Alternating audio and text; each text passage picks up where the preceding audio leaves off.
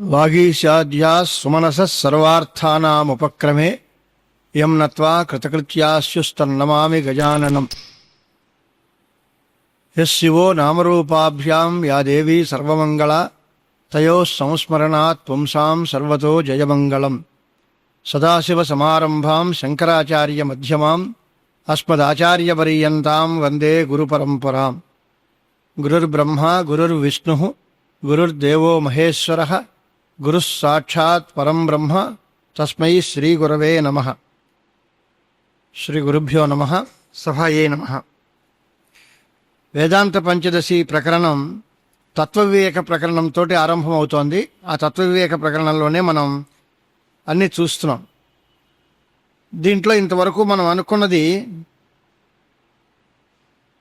జాగ్రత్త స్వప్న సుషుప్తులు అనే అవస్థలు వేరే వేరేగా ఉన్నా ఆ మూడు అవస్థల్లోనూ ఉండేటువంటి జ్ఞానం ఒకే రకంగా ఉంటుంది. ఆ జ్ఞానమే జీవుడు. కాబట్టి వస్తువులు వేరైనా జ్ఞానం ఒకటే. అలాగే ప్రపంచంలో ఎన్ని రకాలైనటువంటి పదార్థాలని మనం చూస్తూ ఉన్నా ఉన్న వస్తువు మాత్రం ఒకటే అనేటువంటి భావంతో జ్ఞానం నిత్యమని, జ్ఞానం ఒకటే అని నిరూపించారు. తర్వాత బ్రహ్మతత్వం గురించి మాట్లాడుతూ ఉంటే బ్రహ్మ కూడా సచ్చిదానంద స్వరూపుడు అని చెప్పారు. జీవుడు కూడా సచ్చిదానంద స్వరూపుడు అని యుక్తులతో అనుభవంతో చూపించారు. ఈ రెండిటికి తత్వమసి అనే వాక్యం చేత ఐక్యం చెప్పబడింది కనుక జీవుడు బ్రహ్మము ఒకటే అనేటువంటి సిద్ధాంతాన్ని తీసుకొచ్చారు. మధ్యలో ఈ సృష్టి ప్రక్రియ, మరి అలాంటి బ్రహ్మ అంతటా ఉండి ఉండి ఆయన స్వయం ప్రకాశుడే అయితే మనందరికీ ఎందుకు కనిపించటం లేదు అనేటువంటి ఒక ప్రశ్న వస్తుంది. ఆ ప్రశ్నకి సమాధానంగా ఏదో ఒక ప్రతిబంధం అడ్డంగా ఉంది, అది మనకు కనపడకుండా చేస్తోంది. ఏమిటది అంటే దానికి మాయా అని పేరు పెట్టారు. ఆ మాయా అంటే ఏమిటి అంటే అది ప్రకృతి, సత్వరజస్తమో గుణాత్మకమైన ప్రకృతి. అది రెండు పేర్లతో పిలువబడుతుంది, మాయా అని, అవిద్య అని. ఆ మాయా అంటే ఈశ్వరుడికి ఉపాధిగా ఉంటుంది, అవిద్య అంటే జీవుడికి ఉపాధిగా ఉంటుంది అని విడతీసి చూపించాం. ఆ ప్రకృతిలోంచి సృష్టి ప్రక్రియ అంతా ప్రారంభించడానికి ప్రకృతిలోంచి మహాభూతాలు ఏర్పడ్డాయి అని ఒక మాట అన్నారు. ఆ మహాభూతాల నుంచి ప్రారంభం చేసి ఆ మహాభూతాలు పంచీకరణం చెందాయి అనేటువంటి ప్రక్రియతోటి ఇప్పుడు తర్వాత కార్యక్రమం చేస్తున్నారన్నమాట. అంటే సూక్ష్మ ప్రపంచం వివరించిన తర్వాత ఈ భూత సృష్టి ఎందుకు జరిగింది అనేది స్థూల ప్రపంచాన్ని అంతటినీ కూడా చూపించి దీనివల్ల మనుషులందరూ తమ తమ సుఖ దుఃఖ అనుభవాలని పొందుతున్నారు. అంటే లింగ శరీరం అనేటువంటిది మధ్యలో ఏర్పాటు చేసి స్థూల శరీరం అంటే ఈ అన్నమయ శరీరం, సూక్ష్మ శరీరము అంటే లింగ శరీరము అనే పేరుతో పిలుస్తారు. దానికి 3 ఐదులు, ఒకటి జ్ఞానేంద్రియాల 5, రెండవది కర్మేంద్రియాల 5, తర్వాత ప్రాణాపాన వ్యానోదాన సమానముల 5, మనస్సు బుద్ధి, మొత్తం 17. ఈ 17టిని కలిపి లింగ శరీరము లేదా సూక్ష్మ శరీరము అంటాము అన్నాడు. తర్వాత స్థూల శరీరం అంటే ముందు కారణ శరీరం అనేది ఉంది కదా, అంటే కారణ శరీరం అంటే అవిద్య లేదా అజ్ఞానము అనే మాట చెప్పి శరీరత్రయ విభాగం చేశారు. అంటే అజ్ఞానము అనేది అనాదిగా ఉంది, అదే కారణమవుతోంది ప్రపంచానికి, దాన్నే కారణ శరీరము అంటాము. దాని తర్వాత దానిలోంచి ఈ లింగ శరీరం తయారవుతుంది. దాని తర్వాత అది సూక్ష్మ శరీరం వల్ల స్థూల శరీరంగా మారుతుంది, స్థూల శరీరం ఏర్పడుతుంది అని. అదెందుకు, అసలు స్థూల శరీరోత్పత్తి ఎందుకు వచ్చింది అనే దానికి నిన్న మనం అనుకున్నాం. తద్భోగాయ పునః భోగ్య భోగ ఆయతన జన్మనే పంచీకరోతి భగవాన్ ప్రత్యేకం వియదాదికం. అంటే ఎందుకు చేస్తున్నాడు ఇది? సూక్ష్మ సృష్టి అయిన తర్వాత జీవుడికి భోగం అంటే సుఖ దుఃఖాలని అనుభవించడము అనేది కేవలం వీటితో సరిపోదు అనేది, వాళ్ళు కొన్ని సుఖ దుఃఖాలను అనుభవించగలిగినటువంటి స్థూల శరీరం కావాలి. కేవలం ఇంద్రియం ఉంది, ఆ ఇంద్రియంతో ఇళ్ళు వాకిళ్ళు కట్టుకుని ఇంట్లో వాడు సుఖాన్ని అనుభవించగలడా, లేదా ఏదైనా మంచి మంచి బట్టలు తెచ్చుకొని బట్టలు కట్టుకోగలడా? ఇలాంటివన్నిటికీ సుఖ దుఃఖానుభవాలకి కేవలం సూక్ష్మ శరీరం చాలదు. అంటే దానికి అనుగుణంగా ఒక స్థూల శరీరాన్ని కూడా ఏర్పాటు చేయాలి అనుకున్నాడు. అంచేత పరమేశ్వరుడు లేదా పరమేశ్వరుడు యొక్క సహాయంతో ప్రకృతి, ఇవన్నీ చేసేది ఎవరు అనేది మౌలికమైన ప్రశ్న. ఎన్నిసార్లైనా అదే వస్తూ ఉంటుంది. పరమేశ్వరుడు చేశాడా అంటే ఆయన చేయట్లేదు. ఎవరు చేస్తున్నారంటే ఆవిడ చేస్తోంది. మరి ఆవిడ ఒక్కతే చేస్తుంది అంటే ఆయన సహాయంతో చేస్తుంది. పరమేశ్వరుడు యొక్క ఆజ్ఞతో ప్రకృతి ఈ రకమైనటువంటి సృష్టి అంతటినీ చేస్తోంది. దాంట్లో తమో గుణాంశాలను తీసుకుని పంచీకరణం చెప్పారు అన్నాడు. పంచీకరణం ఎలా జరిగింది అని అంటే దీనిలో తేడా ఏంటి?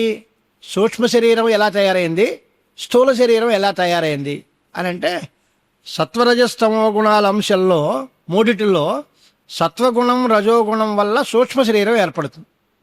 తమో గుణాంశాల చేత స్థూల శరీరం ఏర్పడుతుంది. ఆ స్థూల శరీరం రావడానికి కారణం ఎలాగా అని అంటే 5 భూతాలని కూడా పంచీకరణం చేయాలి. పంచీకరణం అంటే ఏమిటి? దానికి నిన్న మనం అనుకున్నాం సూక్ష్మంగా. ఆయన రాసిన కారిక ద్విధా విధాయ చ ఏకైకం చతుర్థా ప్రథమం పునః స్వస్వేతర ద్వితీయాంశైర్యోజనాత్వంచ పంచతే అని ఓ మాట. అంటే ఏమిటి? ప్రతి భూతాన్ని ఒక్కొక్కటి 5గా చేయడం. పంచీకరణం అంటే 5టిగా చేయడం అని అర్థం. ఒక భూతం 5టిగా ఎలా ఏర్పడుతుంది అని అంటే ఒక సూక్ష్మభూతాలు తమో గుణాంశాలు 5టిని తీసుకుంటాం. ఆ 5టిని తీసుకుని ఒక్కొక్క దాన్ని 2 ముక్కలు చేస్తాం. చేసిన తర్వాత ఒక భాగం అలా అట్టిపెట్టి మిగతా భాగాన్ని 4 ముక్కలు చేస్తాం. ఆ 4 ముక్కల్ని తగిన 4 భాగాల్లోనూ కలుపుతాం. ఇలాగే ప్రతి భూతాన్ని అలా ఇప్పుడు చేయడం ప్రారంభిస్తే ఈ సగం సగం ఉన్నదంతా ఒక భాగం, 4 వంతులుగా ఉన్నది అన్నిట్లోనూ కలుస్తాయి. మొత్తం మీద ఏమి తేలుతుంది అంటే ప్రతి భూతంలోనూ 50 పాళ్ళు అదే భూతానికి సంబంధించింది ఉంటుంది. మిగతా 50 పాళ్ళు 4 భూతాల యొక్క వాటాలో ఉంటాయి. అలా ఉంటే అంటే పృథివీ ఉంది, పృథివీ 50 పాళ్ళు, తర్వాత జలము, తేజస్సు, వాయువు, ఆకాశము 4టికి కలిపి 50 పాళ్ళు, 4 12 అలా పెడితే 50 కలిసి మొత్తం వస్తువు అవుతుంది. ఈ వస్తువులో ఏ భూతం ఉంది అంటే 5 భూతాలు ఉన్నాయి. ఎన్నన్ని పాళ్ళలో ఉన్నాయి అంటే పార్థివ శరీరంలో పృథివీ భాగం 50 పాళ్ళు ఉంటుంది. తకమా ఇతర భూతాలన్నీ 4 వంతుల చొప్పున ఉంటాయి. అలాగే జలీయ శరీరం దగ్గరకు వచ్చేసరికి జలంలో జలభాగం 50 పాళ్ళు, తర్వాతవన్నీ 4 భాగాలు. ఈ రకమైనటువంటి భాగంతో పంచీకరణం చేశారు. ఎందుకు బాబు ఈ కష్టం అసలు మాకు? ఈ పంచీకరణం ఎందుకు? ఇలాగ ఒక్కొక్క దాన్ని 2 ముక్కలు చేయడం, దీన్ని దానిలో కలపడం, ఎందుకు ఈ గొడవ అంతా? అసలు పంచీకరణం చేయడం దేనికి అనే ప్రశ్న వస్తుంది మనకి. దానికి సమాధానం చెబుతున్నారన్న. తైహి అండః తత్ర భువనం భోగ్య భోగాశ్రయోద్భవ హిరణ్యగర్భ స్థూలేస్మిన్ దేహే వైశ్వానరో భవేత్ తైజసా విశ్వతాన్యాతా దేవ తిర్యం నరాదయ అని శ్లోకాలు చెప్పాడు. అంటే ఏమిటి? సూక్ష్మభూతాలని పంచీకరణం చేస్తే స్థూల భూతాలు ఏర్పడ్డాయి. దానితోటి బ్రహ్మాండం పుట్టింది. బ్రహ్మాండం పుట్టిందా అని అంటే పుట్టినట్టు అనుకుంటున్నాం. అదే వేదాంతంలో చివరి ముడి. అక్కడల్లా ఒక్క బ్రహ్మతత్వం ఉంది. దానికి మాయా సంపర్కం చేత ఈ పంచమహాభూతాలు తయారయ్యాయి అంటున్నాం. పంచమహాభూతాలు కల్పింపబడ్డాయి. దాంట్లో పంచీకరణం చేయడం వల్ల బ్రహ్మాండం కల్పింపబడింది. దానిలో 14 లోకాలు, దానిలో ఉండేటువంటి తినే పదార్థాలు, అనుభవించే వస్తువులు, ప్రతి శరీరం భిన్న భిన్నమైన స్వభావాలు కలిగినటువంటి అనేక మంది ప్రాణులు, ఇవన్నీ వచ్చాయి. ఇదంతా ఏమవుతుంది? దీనికి కారణం ఏమైంది? చివరికి బ్రహ్మ. మొట్టమొదటి కారణం అది. వేదాంతంలో గొప్ప విశేషం ఏమిటంటే కారణము కార్యము ఒకటే. కారణం వల్ల కార్యం పుట్టింది అనకూడదు. కారణము కార్యము ఒకటే. కార్యకారణయోరభేద అనే సిద్ధాంతం. తదనన్యత్వం ఆరంభణ శబ్దాదిభ్య అని బ్రహ్మసూత్రంలో కారణం వేరు కార్యం వేరు కాదు. కార్యము కారణస్వరూపమే. కారణంగా ఉన్నప్పుడు అది సూక్ష్మంగా ఉంటుంది, కార్యంగా ఉన్నప్పుడు అది విస్తరించి పెద్దదవుతుంది. మర్రి గింజకి మర్రి చెట్టుకి తేడా ఏముంటుంది? రెండు ఒకటే. ఆ గింజగా ఉన్నప్పుడు చాలా చిన్నదిగా ఉంది, చెట్టు అయితే పెద్ద మహావృక్షం అయిపోయింది. కానీ మర్రి చెట్టు వేరండి, మర్రి గింజ వేరండి అనకూడదు కదా మనం. కారణ కార్యాలు రెండూ ఒకటే, కార్యకారణాలకి తేడా లేదు. తార్కికులైతే కారణం వేరు కార్యం వేరంటారు. అలా ఎందుకు అనాల్సి వస్తుంది కార్యం కారణం ఒకటే అని అంటే అంతా బ్రహ్మమయం అని చెప్పడం కోసం. ఈ కార్యమంతా కారణస్వరూపం గనక అంతా బ్రహ్మే, అన్నిటికీ కారణం బ్రహ్మే కనుక ఈ ప్రపంచమంతా బ్రహ్మమే అని చెప్పడం కోసం కార్యకారణాలు రెండూ ఒకటే. అంచేది ఇప్పుడు ఈ కార్యజాతమైనటువంటి ఈ ప్రపంచమంతా కారణస్వరూపమైన బ్రహ్మ. మనం ఏం చేస్తున్నాం? ఆ కారణంగా ఉన్న బ్రహ్మని ఈ కార్యరూపమైన ప్రపంచంగా చూసి గుర్తిస్తున్నాం. అదే ప్రపంచము. దీనిలో 14 లోకాలు, 84 లక్షల జీవరాశులు, ఎన్ని శరీరాలు, ఇదంతా అనుకుంటున్నాం. నిజానికి ఇవన్నీ పుట్టాయా అంటే ఇవన్నీ పుట్టటంలే. ఆ బ్రహ్మమునే ఇలాగా భావిస్తున్నాం, ఇలా అనుకుంటున్నాం. లేని దాన్ని ఉన్నట్టుగా అనుకోవడం వివర్తవాదం అని పేరు. ఎన్నిసార్లు చెప్పినా అదే దృష్టాంతం. తాడును చూసి పాము అనుకోవడం, లేదా శుక్తికను చూసి వెండి అనుకోవడం, అది కాని దాన్ని అది అనుకోవడం. ఇది అతస్మ్యము తద్బుద్ధి. అది కాని దాన్ని అది అనుకుంటే అధ్యాస అని పేరు. ఈ రకమైనటువంటి స్థూల ప్రపంచాన్ని మనందరం భావిస్తే ఇది మూడో మెట్టు అన్నమాట. మొదటిది కారణ శరీరం, రెండవది సూక్ష్మ శరీరం, ఆ తర్వాతది స్థూల శరీరం. ఈ మూడు ప్రవేశాలు అయిన తర్వాత స్థూల ప్రపంచాన్ని అంతటినీ తన ఆత్మగా భావించి కొంత ఆ ఈశ్వరుడు కాస్త కొంచెం పలచబడ్డాడు అనమాట. ఆయనకి కూడా ఈ వాసన అంతా అంటుకుంది. అప్పుడు ఆయన పేరేంటి? ఈశ్వరుడు అనే పేరు పోయి హిరణ్య గర్భుడు అని పేరు వచ్చింది. మొట్టమొదట్లో ఆయన ఉత్తి పరమాత్మ. ఆ తర్వాత ఆయన మాయతో కలిపినప్పుడు రెండో పేరులో ఆయనకి ఈశ్వరుడు అని పేరు వచ్చింది.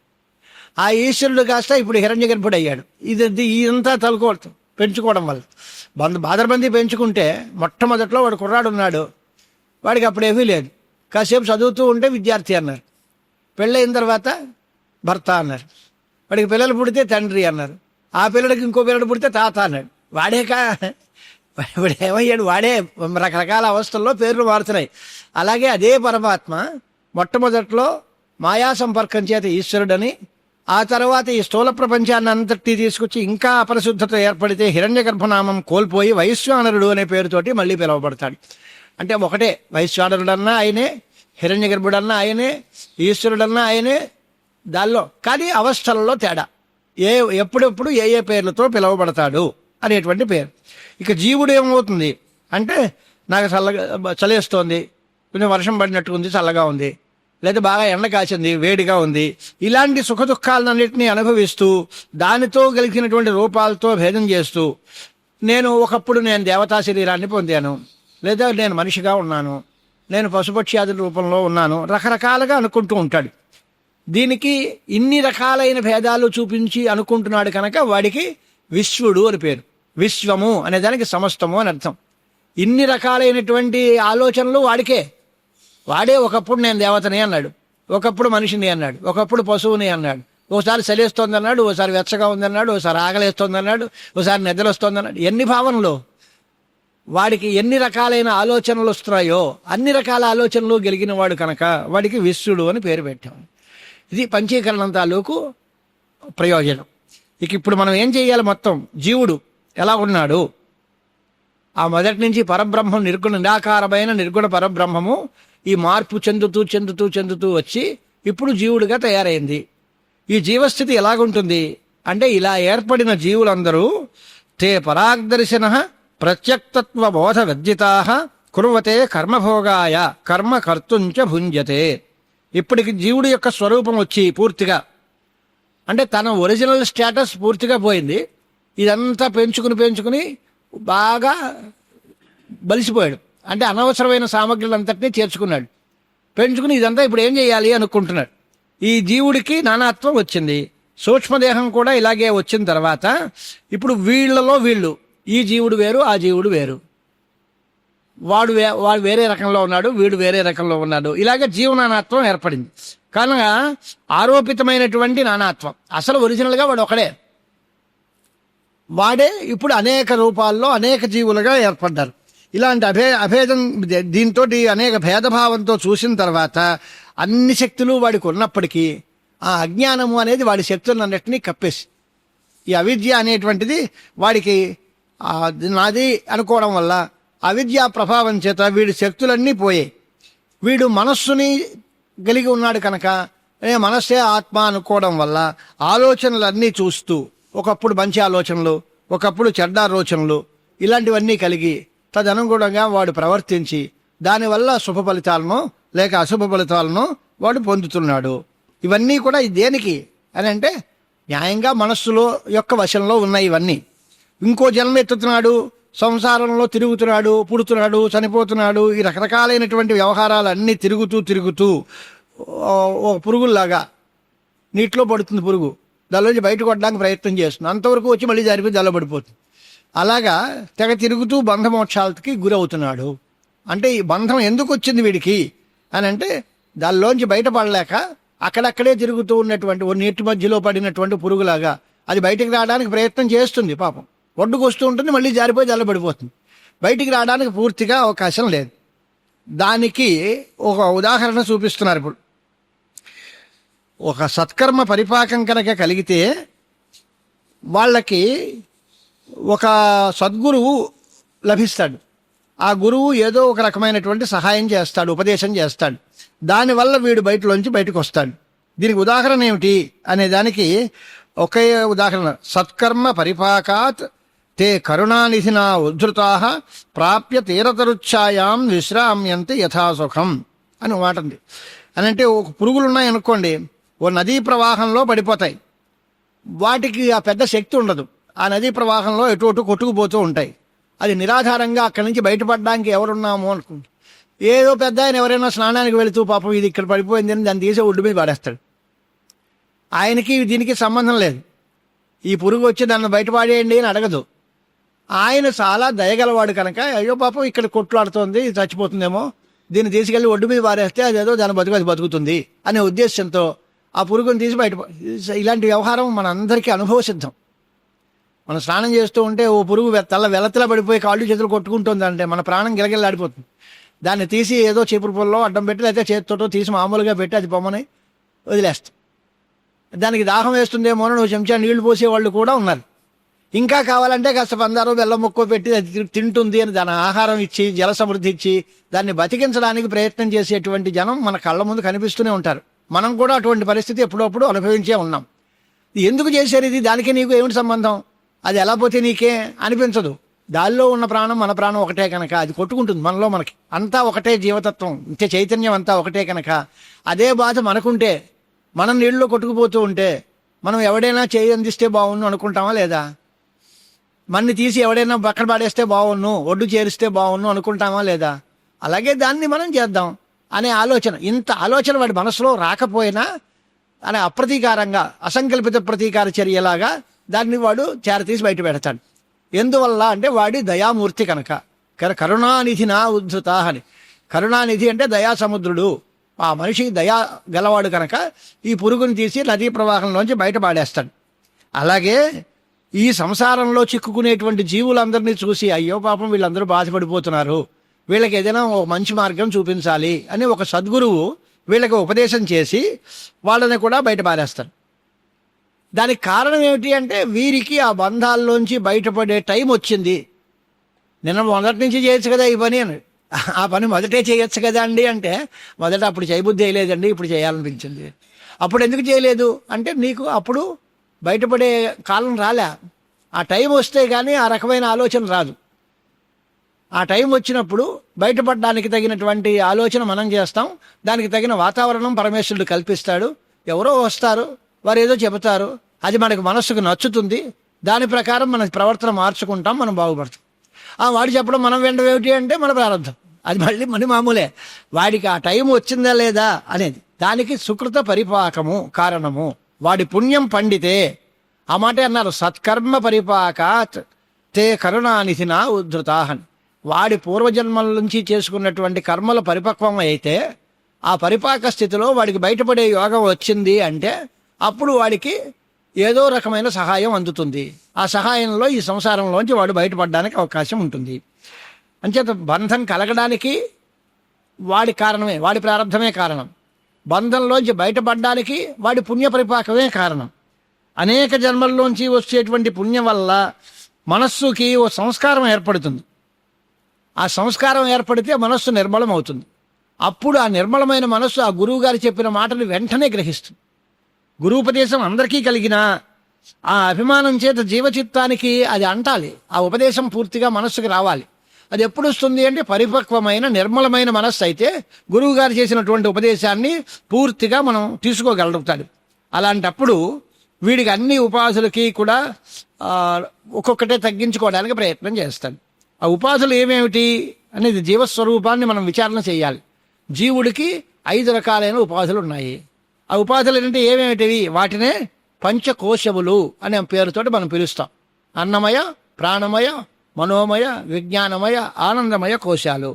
దీంట్లో మనం బాగా పరిశీలించి చూసుకుంటూ ఉంటే ఒక చెట్టు కింద కూర్చుని ఓ పురుగు ప్రశాంతంగా హాయిగా అక్కడికి అందింది ఏదో మట్టో వరగో తింటూ ప్రశాంతంగా ఎలా ఉంటుందో ఆ రకంగానే జీవులు కూడా ఈ కర్మ పరిపాకం వల్ల ఈ బంధాలు, బాధ్యతలు, బరువులు అన్నీ పోగొట్టుకుని సుఖంగా ఉంటారు. అలాంటి మోక్ష స్థితికి జీవుడు పెరగాలి అంటే ఈ కోశ విభాగం చేయాలి, దీనిలోంచి బయటపడాలి.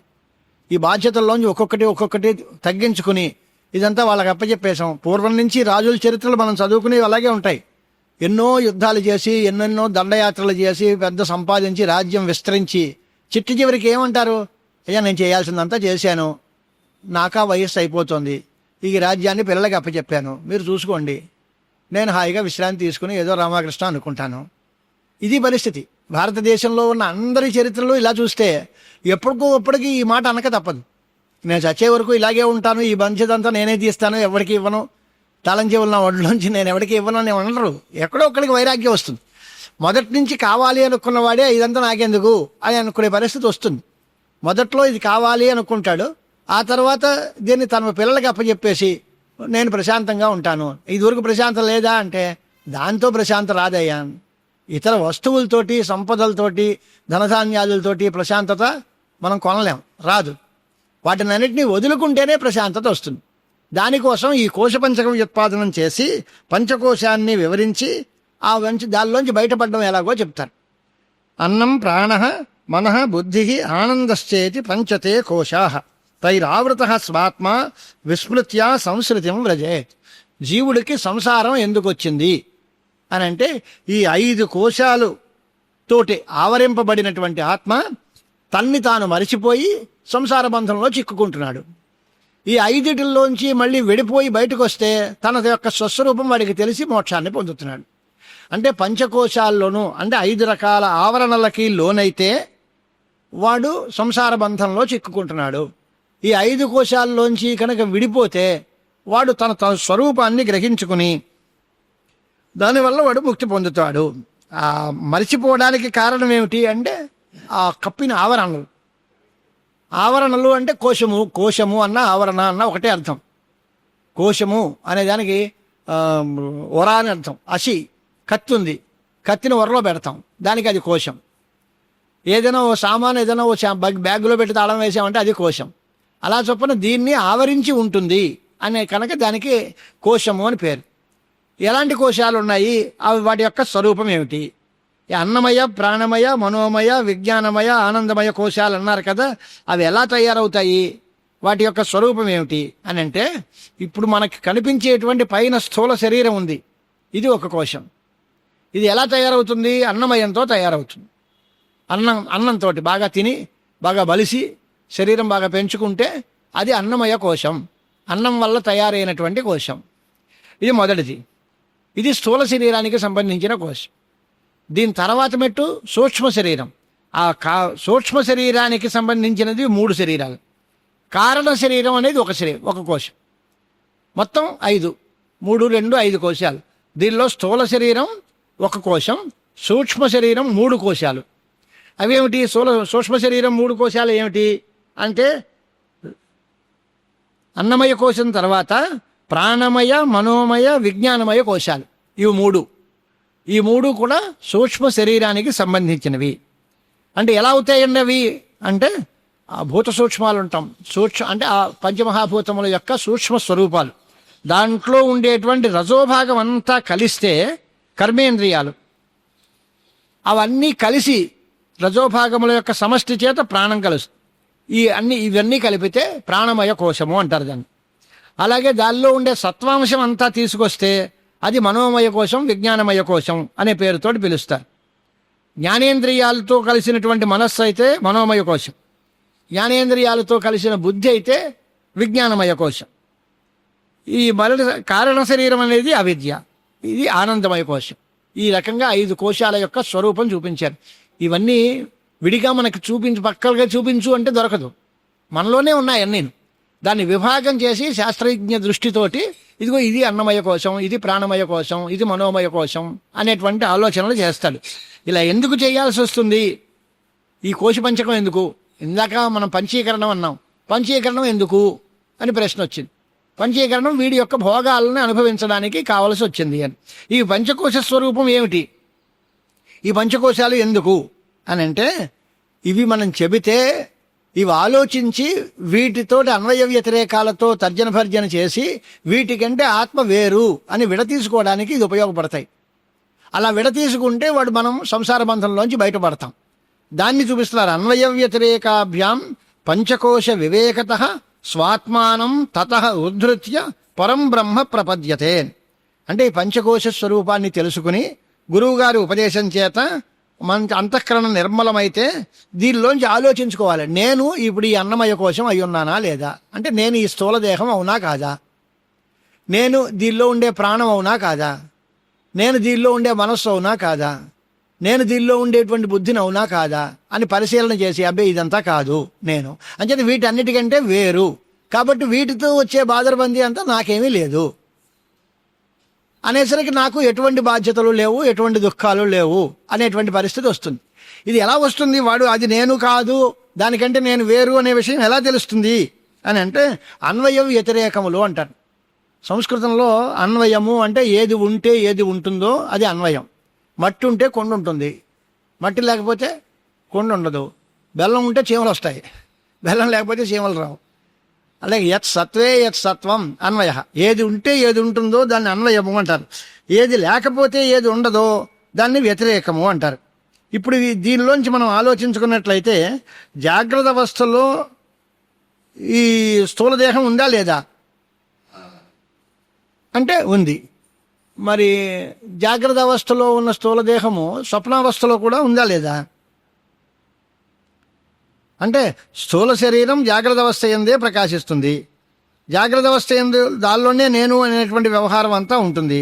కానీ స్వప్నావస్థలో స్థూలదేహం అప్పుడు కాదు, కాకపోయినా అప్పుడు కూడా ఈ ఆత్మ ఉంది కనుక జాగ్రత్త అవస్థలో ఉండే స్థూలదేహమే ఆత్మ అనడం కుదరదు.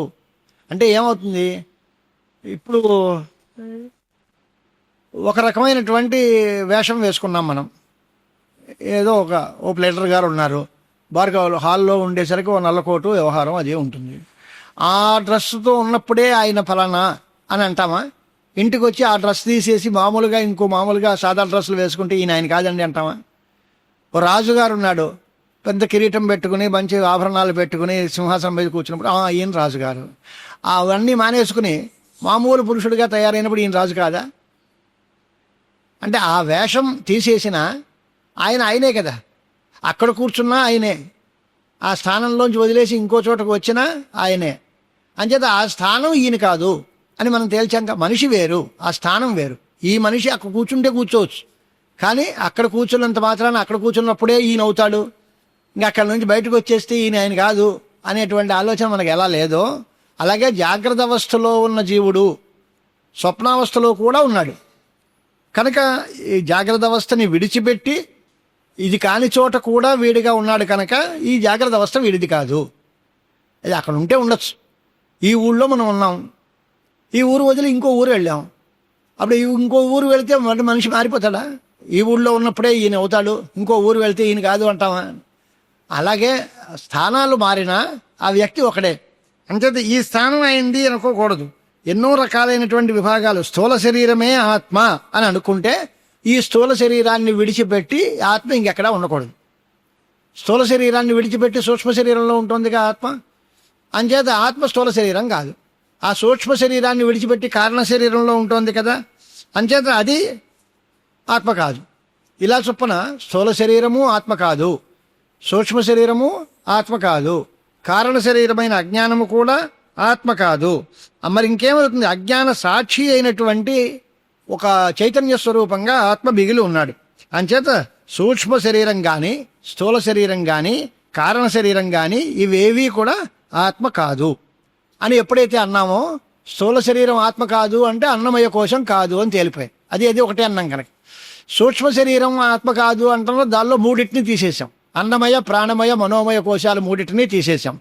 ఇక ఈ దీనిలో ప్రాణమయ కోశం ఎప్పుడైతే ఉన్నారో తురీయ అవస్థలో సుషుప్తి కంటే అవతల ఇంకో తురీయ అవస్థ అనేది ఉంది కనుక అక్కడ అవిద్య కూడా పూర్తుంది కాబట్టి సర్వకారణమైనటువంటి పరమాశ్వరుడు లీనమైపోతుంది కాబట్టి కారణ శరీరం కూడా కాదు. అంటే అప్పుడేమవుతుంది, ఈ స్థూల శరీరము కాదు, సూక్ష్మ శరీరము కాదు, అవిద్య కాదు, వాటన్నిటికంటే అతీతమైనటువంటి ఒక సాక్షి స్వరూపంగా ఆత్మ ఉన్నాడు అని తేలింది.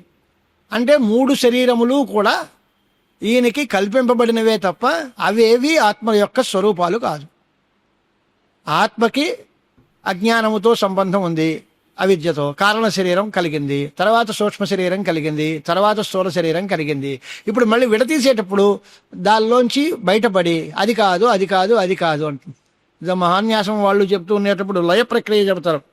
మనో హృదయం అమ్మయి అయం అహం అమ్మయి అహం ఆత్మని ఆత్మ బ్రహ్మని, ఇలాగ లయం. అంటే మనం మామూలుగా విరిచేటప్పుడు ముందు మామూలుగా ఏదో చాపేసుకుంటాం, దాని మీద ఓ బొంత వేస్తాం, దాని మీద ఓ దుప్పటి పరుస్తాం, దాని మీద ఓ తరగడ పెడతాం, పడుకుంటాం. తీసేటప్పుడు ముందు కింద తీరు, ముందు ఆ తరగడ తప్పించి పైన దుప్పటి మోసేసి తర్వాత ఆ బొంత మూసి తర్వాత చాప చుట్టుతాం. అలా అంటే పుట్టేటప్పుడు కింద నుంచి పై క్రమం, లయం ప్రక్రియలో ఉన్నప్పుడు పైనుంచి కిందకు వస్తాం. పై పొరని ముందు తీయాలి, దాని తర్వాత లోపల పొర, దాని తర్వాత లోపల పొర. పొట్లం కట్టేటప్పుడు కూడా ఇదే పనిగా ముందు ఏదో వస్తువుని తీసుకొచ్చి దాంతో చిన్న కాగితంతో చుడతాం, దాని తర్వాత దానికి ఓ పెద్ద కవర్ పెడతాం, దాన్ని మళ్ళీ ఆ కవర్ని ఓ బ్యాగులో పెడతాం, ఆ బ్యాగ్ను బీరువాలో పెడతాం. తీసేటప్పుడు ముందు ఆ బీరువా ఓపెన్ చేసి తర్వాత బ్యాగ్ ఓపెన్ చేసి తర్వాత ఈ సంచి తీసి ఇలా వరుసగా కింద రావాలి. అలాగే జీవుడికి బంధం కలిగేటప్పుడు ఈ కారణ శరీరం దగ్గర నుంచి పైకి వెళ్ళాడు జీవుడు. ఆత్మ, దానికి అజ్ఞాన సంపర్కం, దానితో సూక్ష్మ శరీరం, దానితో స్థూల శరీరం ఇలా ఏర్పడింది. పై నుంచి కిందకు వచ్చేటప్పుడు ఆ ముందు ఆ స్థూల శరీరం డొక్కు తీసేసి తర్వాత సూక్ష్మ శరీరాన్ని తప్పించి తర్వాత కారణ శరీరాన్ని తప్పించి సాక్షిభూతంగా తను మిగిలిపోయాడు. ఇలా మిగిలిపోతే తనకి ఎటువంటి దుఃఖాలకి అవకాశం లేదు. అందుచేత ఆత్మ యొక్క నిజమైన స్థితి ఏది అని అంటే కేవలం ప్రత్యేగాత్మ పరమాత్మే, దానిలో ఏమీ తేడా లేదు. మరి స్వరూపానికి ఎప్పుడు మార్పు లేదు. మరి ఇందాక ఇవన్నీ ఎందుకు వచ్చాయి, ఇప్పుడు ఎందుకు మానేసాయి అంటే ఆ భ్రాంతి, అజ్ఞానం చేసి అవన్నీ నేను అనుకున్నాడు, ఇప్పుడు నేను కాదు అనుకుని తెలుసుకున్నాడు. ఇదంతా నాదే అనుకున్నాడు అప్పుడు, ఇదేది నాది కాదు, ఇదేం అక్కర్లేదు అని అనుకునేటువంటి ఇప్పుడు అన్నారు. అంచేత మొత్తం వేదాంత సారం అంతా ఏంటి, శాస్త్ర సారం అంతా ఏంటి అంటే దీనికోసం ఈ భ్రాంతి వల్లే సర్వ ప్రపంచము కలుగుతోంది.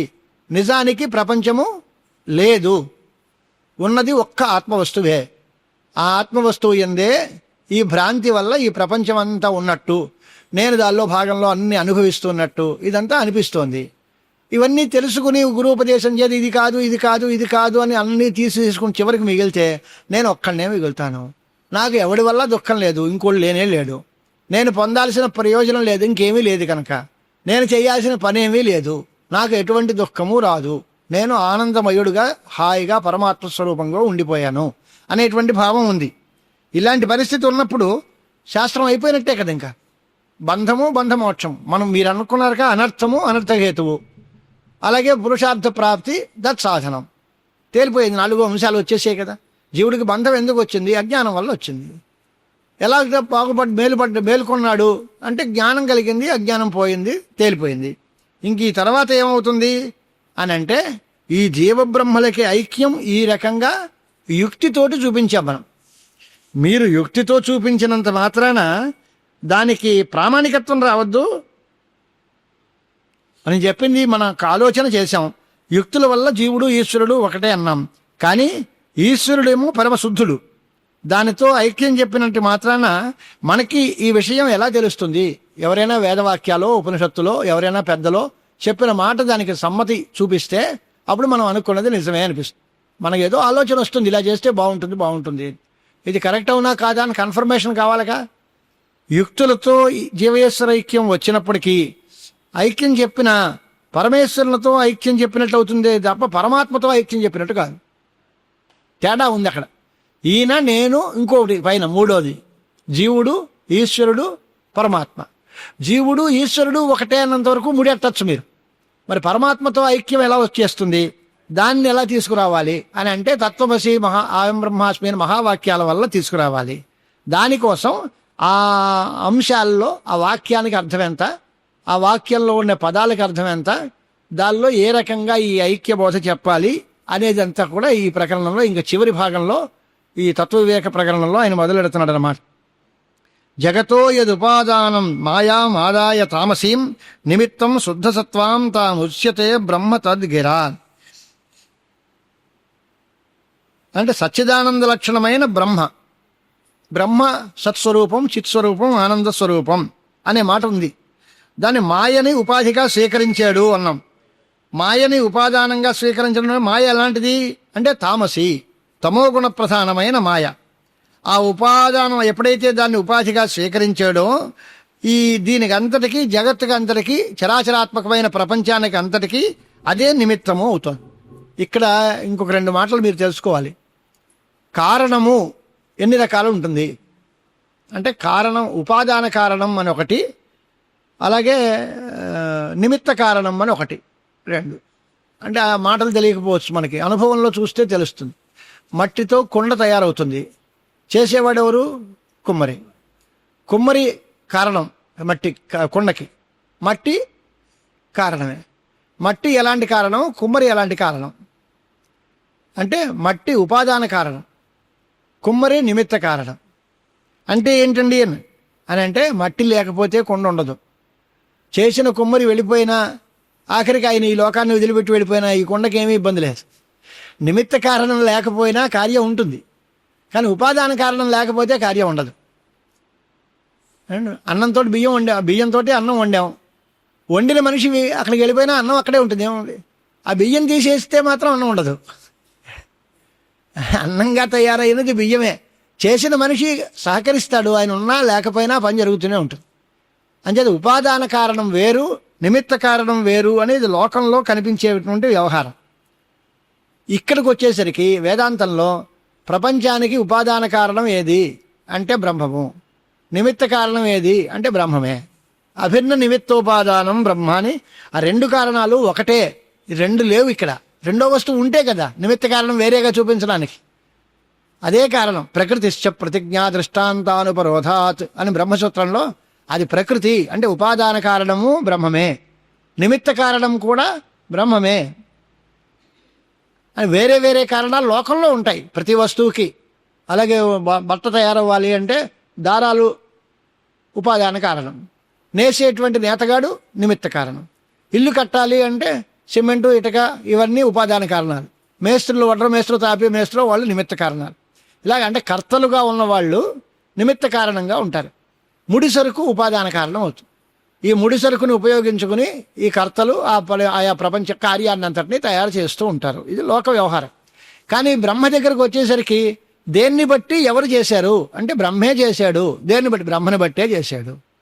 ఈ ప్రపంచానికి ఉపాదాన కారణము అదే, నిమిత్త కారణం కూడా అదే అనేటువంటి పరిస్థితుల్లో ప్రత్యేకంగా దీని గురించి మామూలు లోక వ్యవహారానికి దీనికి చాలా తేడా ఉందన్నమాట. దానివల్ల ఇప్పుడు మలినసత్వ ప్రధానమైన ప్రకృతి, దానిలో ఉండే ప్రతిబింబం, వీటినన్నిటినీ కనుక మనం ఆలోచిస్తే దాంతో కామక్రోధాదులు, అనేక రకాలైన పనులు ఇవన్నీ కూడా ప్రతిబింబిస్తాయి. ఇప్పుడు తత్వమసి అనే వాక్యం దగ్గర తత్ అనే శబ్దం ఒకటి, త్వం అనే శబ్దం ఒకటి, అసి అనే శబ్దం ఒకటి, 3 శబ్దాలు ఉన్నాయి. ఈ తత్పదానికి అర్థం ఏమిటి అని అంటే తమఃప్రధాన ప్రకృతి, తత్ప్రతిబింబం ఇవన్నీ, అలాగే శుద్ధసత్వ ప్రధాన ప్రకృతి, తత్ప్రతిబింబం ఇవన్నీ కలిస్తే తత్శబ్దానికి అర్థం. అంటే ఇదంతా కన్ఫ్యూజన్, అలాంటి మనకు తెలియదు. అన్నీ తెలిసిన పరమాత్మ తత్శబ్దార్థం, ఏమీ తెలియని జీవుడు త్వం శబ్దార్థం. వీడు వాడు ఒకటే. ఇది అని తేలిగ్గా అనుకుందాం. ఆ ప్రక్రియ శాస్త్రీయమైన పరిభాషలో అవన్నీ ఎందుకు మనకి. పరమాత్మ అనేవాడు అన్నీ తెలిసినవాడు, సర్వశక్తులు గలవాడు, సర్వజ్ఞుడు, ఎల్లప్పుడూ ఉండేవాడు. మనం పరిమితమైన శక్తి గలవాళ్ళం, ఏదో కొద్ది విషయం తెలిసిన వాళ్ళం మనం. వీరు వేరు వారు వేరునా అని అంటే వేరు కాదు, ఒకటే అని. ఒకటెలా అవుతాడు? ఆయనకు అన్నీ తెలుసు, మనకేమీ తెలియదు. ఆయన ఒకటెలా అవుతాడు అని అంటే ఉదాహరణ చూపిస్తాడు. మనం ఒక మనిషిని ఏదో కాశీలోనో ఎక్కడో కలకత్తాలోనో చూసామనుకోండి, అదే మనిషి మళ్ళీ మనకి భీమవరంలో తటస్థపడ్డాడు. ఇప్పుడు ఆయనే ఈయన, వాడే వీడు అంటాం. వాడే వీడు అంటే వాడంటే అప్పుడు అంటే 2 ఏళ్ల క్రితమో 3 ఏళ్ల క్రితమో మనం కాశీలో చూసిన వ్యక్తి ఇవాళ ఇప్పుడు ఇక్కడ భీమవరంలో చూసే వ్యక్తి ఒకడే అని ఎలా అవుతుంది? కాశీ భీమవరం అవుతుందా? 2 ఏళ్ల క్రితం ఉన్నది ఇప్పుడు టైం ఒకటి అవుతుందా? దేశం వేరు, కాలం వేరు కదా. మరి వాడు వీడు ఒకటేలా అయిపోతాడు అని అంటే, అప్పుడు అక్కడ చూసిన వ్యక్తి, ఇప్పుడు ఇక్కడ చూసిన వ్యక్తి, వ్యక్తిలో తేడా లేదు, వ్యక్తి వాడే. అప్పుడు అక్కడ అనేది అక్కడ ఉన్నాయి, ఇప్పుడు ఇక్కడ అవి రెండు తప్పించేస్తే ఆయన ఈయన ఒకటే కదా. ఆవేళ చిన్నతనంలో మనతో చదువుకున్నాడు ఈయన. పూర్వ విద్యార్థి సమ్మేళనం అని నడుస్తూ ఉంటుంది. పూర్వ విద్యార్థులు మనందరం కలిసి చదువుకున్నాం కదా అన్నాడు కృష్ణ పరమాత్మ కుచేలుడితో అన్నాడు. మనం ఆవేళ అక్కడ చదువుకున్నాం కదా, చదువుకున్నాం రైటే. ఇప్పుడు ఆయన సర్వేశ్వరుడైన మహాప్రభువు, వీడు ఆ పూటకి బిడ్ని లేకుండా విశ్రాంతి చేసి ఇయ్యనంటూ వచ్చినవాడు వీడు. ఇప్పుడు మనందరం కలిసి చదువుకున్నాం కదా అంటే, చదువుకున్న రైటే, నువ్వు నేను ఒకటేనా అంటే వ్యవహారంలో ఒకటిగా కనపడదు, కానీ నిజానికి ఒకటే, తేడా లేదు. ఇప్పుడు నువ్వు ఈ రూపంలో ఉన్నావు, నేను ఆ రూపంలో ఉన్నాను. ఇంకా మనం అనుభవించాలి అంటే, ఒకడు పెద్ద రాజు వేషం వేస్తాడు నటుడు, అదే ఇంకో సినిమాలో బిచ్చగాడి వేషం వేస్తాడు. అన్నంత మాత్రం వాడు వేరంటామా? ఒకటేగా. ఆ వేషం వేసినా ఆయనే, ఈ వేషం వేసినా ఆయనే, అప్పుడున్నా ఆయనే, ఇప్పుడున్నా ఆయనే. దానిలో ఉన్న విశేషణాలు మారుతున్నాయి. ఆ విశేషణాంశాలు వదిలిపెట్టేస్తే వస్తువు ఒకటే. దీనికి భాగత్యాగ లక్షణ అని పేరు. భాగత్యాగ, భాగం అంటే ఒక ఒక ఒక భాగం అంటే ఒక ఏకదేశం, అంటే దానిలో కొంత పార్ట్. ఆ పార్టులు వదిలేస్తే త్యాగం అంటే వదిలేయడం. ఆ కొంత భాగాన్ని వదిలిపెట్టేస్తే మిగతా అది ఒకటే అవుతుంది. తత్పదానికి అర్థం ఎంత అంటే సర్వజ్ఞుడైన చైతన్యము, సర్వజ్ఞమైన చైతన్యము, అన్నీ తెలిసిన చైతన్యము. దానిలో అన్నీ తెలిసిన అనే భాగం రౌండ్ చేసేద్దాం, తీసేద్దాం, చైతన్యము అని ఉంది. త్వంపదానికి అర్థం ఎంత? కొంత తెలిసిన చైతన్యము. ఇక్కడ కొంత తెలిసిన అనే భాగాన్ని రౌండ్ చేసేద్దాం, ఇది వదిలేస్తాం. ఇంక మిగిలింది ఏంటి? అది చైతన్యమే, ఇది చైతన్యమే, అది ఆత్మే, ఇది ఆత్మే. జీవాత్మ, పరమాత్మ. ఆ జీవ పరమ అనే శబ్దాలు తీసేస్తే ఒకటే, ఆత్మ ఒకటే. దాంట్లో తేడా ఎక్కడొచ్చింది అంటే, ఆ పదం చేత చెప్పబడేటప్పుడు ఈ విశేషణాలతో కలిసి చెప్పబడుతుంది. మరి దానికి ఆ చెప్పబడిన అర్థాన్ని వదిలిపెట్టేయడం ఎలాగా అని అంటే, పదానికి వాచ్యార్థం వేరేగా ఉంటుంది, లక్ష్యార్థం వేరేగా ఉంటుంది. పదానికి వాచ్యార్థం ఏమిటి అని అంటే, అన్నీ తెలిసిన పరమాత్మ అనేది తత్పదానికి అర్థం. లక్ష్యార్థం ఏమిటి అంటే శుద్ధ చైతన్యం లక్ష్యార్థం. ఇలాంటి లోక వ్యవహారం ఉందా అంటే ఉందండి. ఇప్పుడు గాం వాహీకం పాఠయ అని ఉందో ప్రయోగం. అంటే ఆ ఆవుని అన్నాడు, ఆ మొద్దుని అంటే ఆవుని అంటే ఆవే అనుకున్నాడు. ఆ తర్వాత వాహీకం అంటే ఆ విద్యార్థిని, వాడికి పాఠం చెప్పు. ఇందాక ఆవు అన్నాడు, ఇప్పుడు వాహీకం అంటాడు. ఏమిటి అర్థం అంటే, ఈ పిల్లాడు మందమతి, వాడికి ఏం చెప్పినా అర్థం కాదు, ఉత్తి మొద్దబ్బాయి, వాడికి పాఠం చెప్పు అనే అభిప్రాయంతో ఈ ప్రయోగం చేశాడు. దీని ఉద్దేశ్యం ఏమిటి అని అంటే, ఆవు అంటే ఆవు కాదు, ఆవు లాంటి ఏమీ తెలియనటువంటి అమాయకుడైన ఈ విద్యార్థికి పాఠం చెప్పు అనే అభిప్రాయంతో ఈ ప్రయోగం చేశారు అనుకుంటున్నా. ఒరిజినల్ అర్థం ఏమిటి? గామ్ అనే దానికి వాచ్యార్థం ఆవు అని. ఇప్పుడు లక్ష్యార్థం ఏమిటి? ఆ సందర్భాన్ని బట్టి, పక్కనుండే పదాలని బట్టి ఈ ఆవు అనేదానికి ఆవు లాంటిది అని అర్థం చెబుతున్నాం. నిప్పు లాంటివాడు, లేక సింహం లాంటివాడు. ఆయనకేమండి సింహం అంటుండే, ఆయన నిజంగా సింహమా?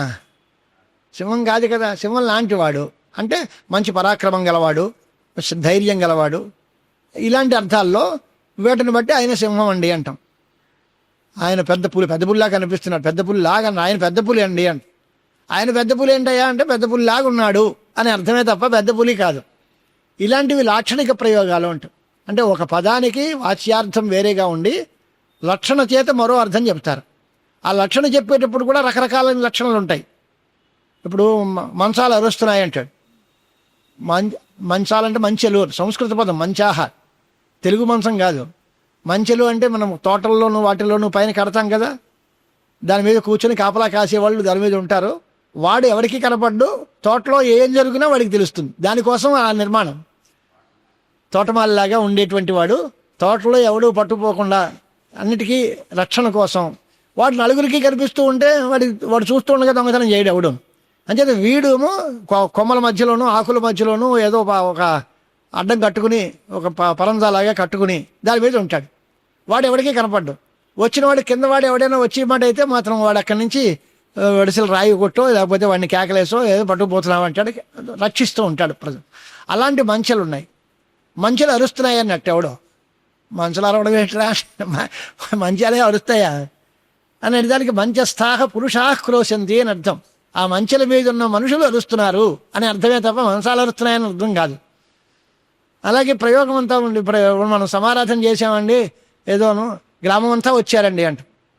గ్రామం ఆగట, గ్రామం వచ్చింది, ఊరంతా వచ్చారు. ఊరంతా వచ్చేస్తుందా? ఊరంటే అర్థం ఇళ్ళు, వాకళ్ళు, తోటలు, భూములు అన్నీ కలిపితే కదా ఊరు. ఊర్లో ఉన్న ప్రజలు వచ్చారు అని అర్థమే తప్ప ఊరంతా వచ్చింది అంటే ఇళ్ళు వాకళ్ళు పరిగెట్టుకురావు ఇక్కడికి, అవి అక్కడే ఉంటాయి. గ్రామో దగ్ధ అన్నారు అనుకోండి, గ్రామం అంటుకుపోయింది అని. గ్రామం అంటుకుపోయిందంటే ఏమంటుకుపోతుంది? అక్కడ ఉండేటువంటి కొయ్య పదార్థాలు, చెక్కలు ఏవైనా ఉంటే చెట్లు వాకళ్ళు ఉంటే అంటుకుంటాయి అంతే తప్ప దానిలో ఉండే సరస్సులు, దానిలో ఉండే నూతులు ఇవన్నీ అంటుకుపోవు కదా. ఇవన్నీ ఊర్లో భాగమే కదా. అంచేత ఎంతవరకు అర్థం దానికి, గ్రామ శబ్దానికి అర్థం ఎంత. అలాగే ఊరంటే ఏమిటి, ఆ పక్కనుండే పదాన్ని బట్టి దాని అర్థం మారుస్తూ ఉండాలి. అలాగే కేవలం తత్ అంటే పరమాత్మ.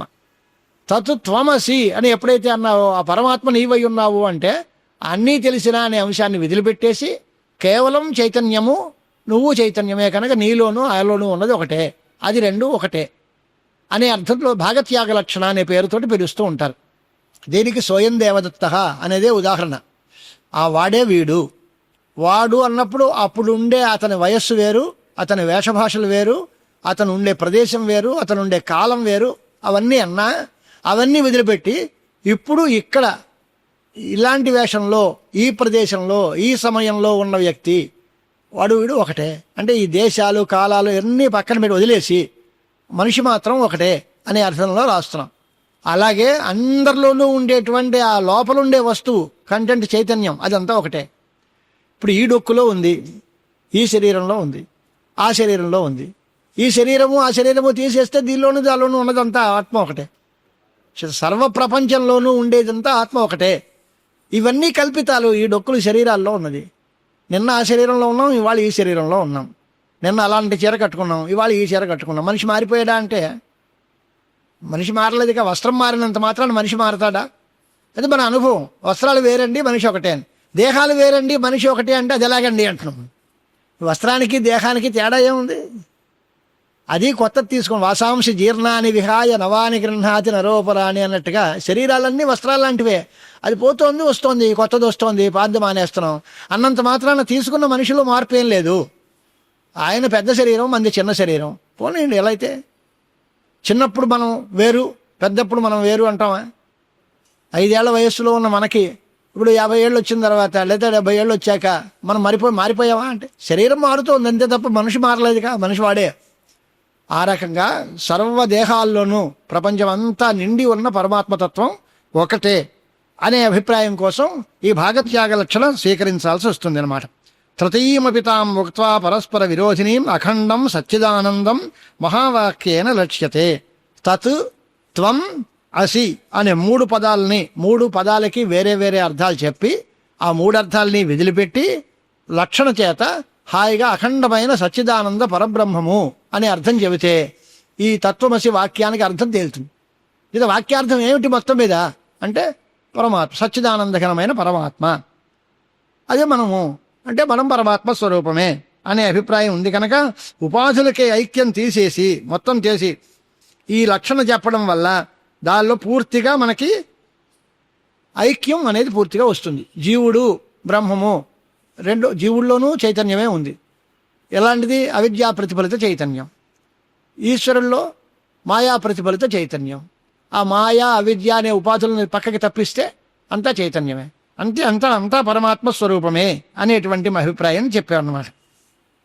ఇప్పుడు ఆయనే ఈ గ్రంథకారుడు చెబుతున్నాడు అనమాట. సోయమిత్యాది వాక్యేషు విరోధా తదిదంతయో త్యాగేన భాగయోరేకాశ్రయో లక్ష్యతే యథా మాయా విద్యే విహాయ ఏవం ఉపాధి పరజీవయో అఖండం సచ్చిదానందం పరం బ్రహ్మైవ లక్ష్యతే.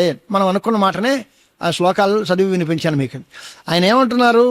సోయం అనే దగ్గర, వాడే వీడు అనే దగ్గర వాడు అనే అంశలో అక్కడుండేటువంటి దేశకాలాలు వాడు అనే అంశ తీసేసి వీడు అన్నప్పుడు ఇక్కడుండే వీడు అనే పదార్థం తీసేస్తే వ్యక్తి ఒకడే.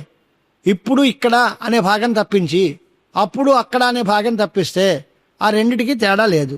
అలాగే మాయా అవిద్య అనే ఉపాధులను పక్కన పెడితే చైతన్యము అంతా ఒకటే అవుతుంది. అఖండమైన సచ్చిదానందకరమైన పరమాత్మే అవుతుంది. ఈ వాక్య అర్థం బాగా తెలుస్తుంది కదా. కొంచెం దీని మీద చిన్న పూర్వపక్షం చేసి దాన్ని బలపరిస్తే ఈ ప్రకరణం పూర్తి చేసేస్తారు. దానికోసం ఓ ప్రశ్న చేస్తున్నాడు ఆయన. ఇప్పుడు మీరు ఏ విషయంతో ఓ మాట అన్నాం అనుకోండి, నోటితో ఏదైనా మాట మాట్లాడాలి అంటే అది మనస్సుతో ఊహింపబడాలి. మనస్సులో ఆలోచించి నోటితో మాట్లాడతాం. మనస్సులో ఆలోచించాలి అంటే దానికి ఏదో ఓ పేరు, ఓ ఆకారం, ఇలాంటి నామరూపాత్మకమైన వస్తువు అయితే ఊహించాలి. అలా ఊహించి మనస్సులో అనుకుని దాన్నేమో నోటితోటి అంటాం. మనసాధ్యాయతి తద్వాచా వదతి లోక వ్యవహారం అంతా మన మనస్సులో ఏదో ఆలోచించుకుని నోటితో చెప్తాం. వినేవాడు ఈ శబ్దాన్ని విని దాని అర్థాన్ని తెలుసుకుని వాడు ఆ పరిస్థితి వస్తాడు. చెప్పేవాడికి ముందు అర్థం యొక్క జ్ఞానం ఉంటుంది, తర్వాత శబ్దాలు ప్రయోగిస్తాడు. వినేవాడు శబ్దాలు ముందు తెలుసుకుని దాని తాలూకు అర్థాన్ని వాడు తెలుసుకుంటాడు. రాసేవాడికి అర్థమే తెలియకపోతే ఏం రాసేస్తాడు? రాయడం కుదరదు. ముందు అర్థజ్ఞానం ఉండాలి. వినేవాడికి అర్థజ్ఞానం కాదు, ముందు శబ్దం చదువుకుని ఆ శబ్దానికి డిక్షనరీ చూసుకుని తెలియకపోతే అర్థం తెలుసుకుని ఇదేనమాట అనుకుంటాడు. ఏదో ఉత్తరం రాసినా ఉత్తరం చదివినా రాసేవాడి ముందు వ్యవహారం వేరు, చదివేవాడి వ్యవహారం వేరు. అలాగే ఇక్కడ కూడా మనం ఏమవుతుంది, వాస్తవ స్థితిలో ఈ నామరూపాలన్నీ కల్పితాలు కనుక మరి ఇలాంటప్పుడు ఆ నామరూపాలే లేనప్పుడు దాన్ని మనస్సుతో ఊహించడం ఎలాగా, దాన్ని నోటితో పలకడం ఎలాగా? ఆ పలకడానికి నామరూపాలు ఉండాలి. ఆ నామరూపాలన్నీ మీరు ఏమీ లేవంటున్నారు కదా. ఇప్పుడు ఇలాంటివి మహావాక్యాలు చెప్పారనుకోండి, ఆ నామరూపాలు లేవు అంటే కల్పింపబడిన నామరూపాలతో కూడినటువంటి వాడిని చెబుతున్నారా, లేక శుద్ధమైన బ్రహ్మను ఊహించి చెబుతున్నావా అని అడుగుతున్నాం. ఈ ప్రశ్న మనకు అర్థమైందా? మనకి మనస్సులో బ్రహ్మము, శుద్ధమైన బ్రహ్మం, సచ్చిదానందఘనమైన పరమాత్మ ఒకటి. కల్పింపబడిన నామరూపాలతో ఆయనకి ఏదో ఓ త్రిపుండ్రం పెట్టి శంఖ చక్రాల చేతిలో పెడితే మహావిష్ణువు అంటున్నాం, లేదా విభూతి పెట్టి త్రిశూలం చేతిలో పెడితే శివుడు అంటున్నాం, తొండం పెట్టి పెద్ద బాణ పొట్ట పెడితే విఘ్నేశ్వరుడు అంటున్నాం. ఇదంతా కల్పింపబడిన నామరూపాలు. ఇలాంటి కల్పితమైన నామరూపాలతో కూడిన వ్యక్తిని నువ్వు ఊహించి చెబుతున్నావా, లేక ఇలాంటివి ఏవీ లేకుండా శుద్ధ బ్రహ్మనే ఊహించి చెబుతున్నావా అని అంటే, వికల్పంతో కూడినటువంటి వాడినే ఊహించామనుకోండి, అది పరమాత్మ కాదుగా. పరమాత్మ కాకపోతే మీరు రెండింటికి కలిపి కదా ఊహించి చెప్పేది. పరమాత్మతో ఐక్యం ఎలా వస్తుంది? ఇక వికల్పాలు లేకపోతే అది ఎలాగ సాధించినా పరమేశ్వరునికి వికల్ప శూన్యత్వం అనేది రాదు.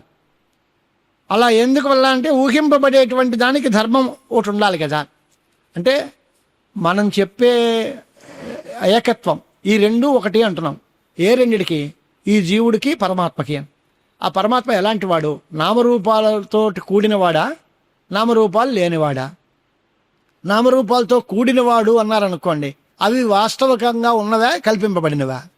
కల్పింపబడిన నామరూపాలు గల వ్యక్తితో మీరు ఐక్యం చెప్పారు అంటే అది ఎలా కుదురుతుంది? కల్పింపబడిన నామరూపాలు వికల్ప సహితాన్నే ఊహిస్తారనుకోండి, అది పరమార్థ వస్తువు కాదు, కల్పింపబడింది అని మీరే అంటున్నారు కనుక. కాదు, పరమార్థమైన నిజమైన ఆత్మనే చెప్పామనుకోండి, దాన్ని ఊహించడం ఎలాగా? ఊహించడానికి నామరూపాలు ఉండాలంటున్నారుగా, మరి ఎలా కుదురుతుంది? అంచేత నిర్వికారమైన పరమాత్మకి వికారమే లేదు. ఇలాంటి సందేహంలో ఈ రెండు ఒకటి అనడం మీరు ఎలా కుదురుతుంది అని కొంచెం లోతుగా ప్రశ్న చేశారు.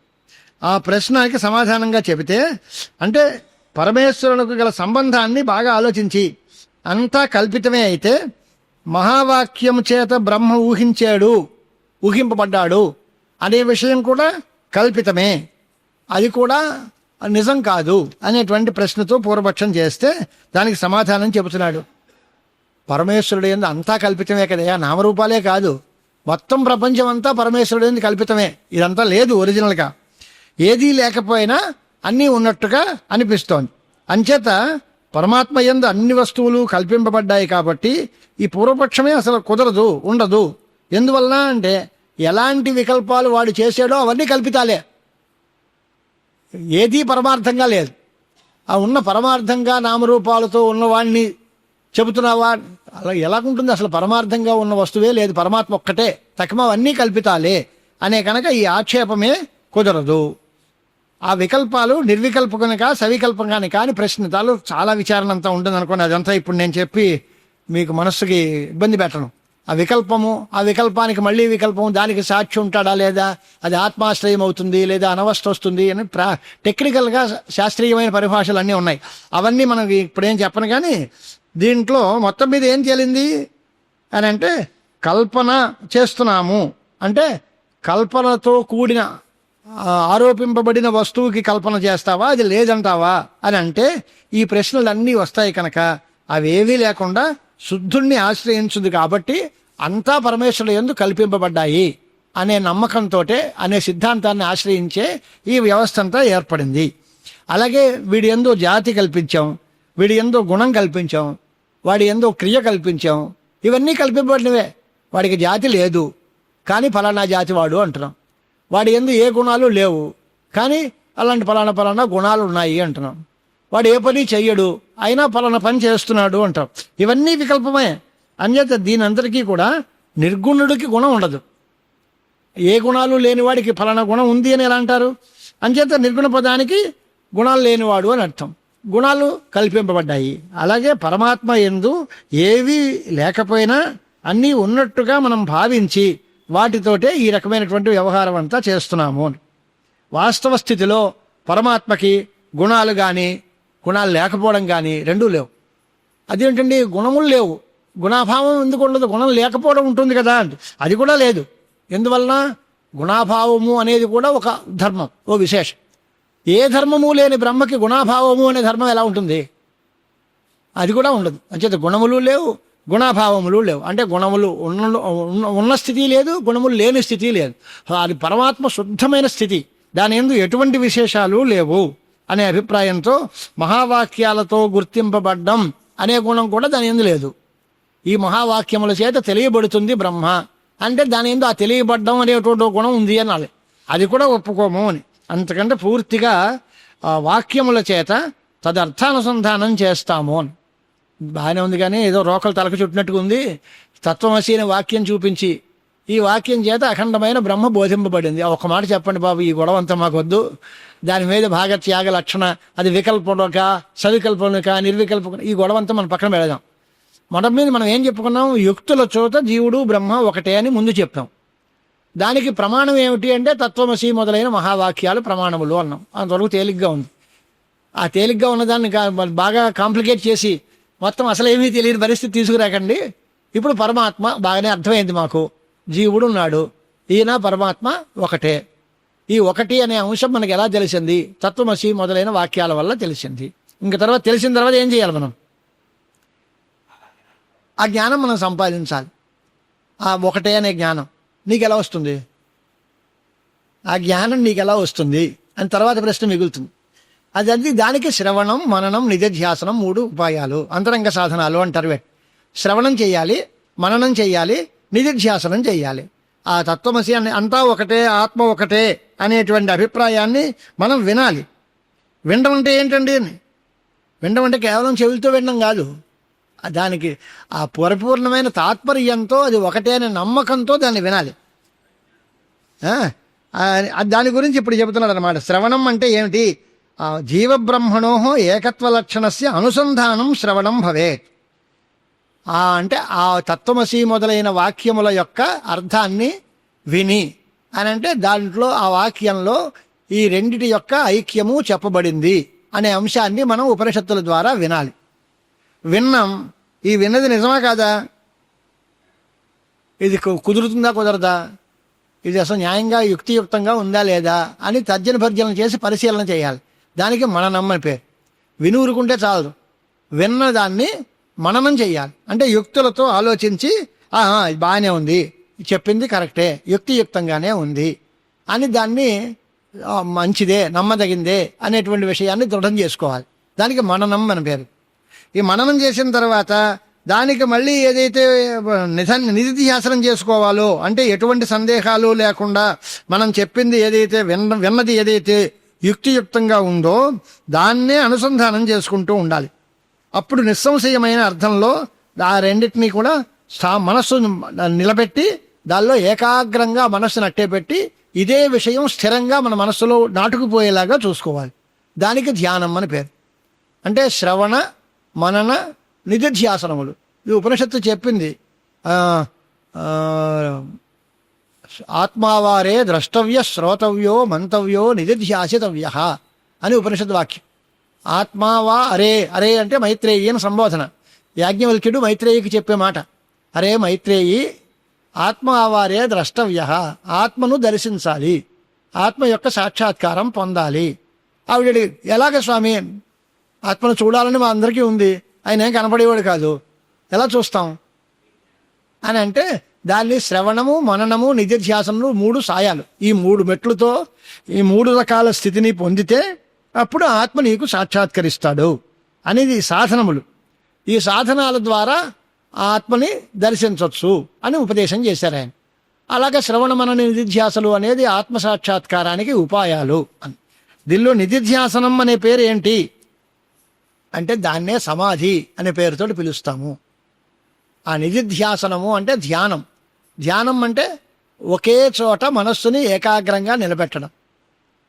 అవిచ్ఛిన్న తైలధారావతు అంటాడు. పైనుంచి నూనె ఇలాగా వంపుతూ ఉంటే అది మధ్యలో ఎక్కడ చెడిపోకుండా, విచ్ఛేది కాకుండా, అంటే ఎడతెరిపి లేకుండా పైనుంచి ఒకే ధారగా కింద పడుతుంది.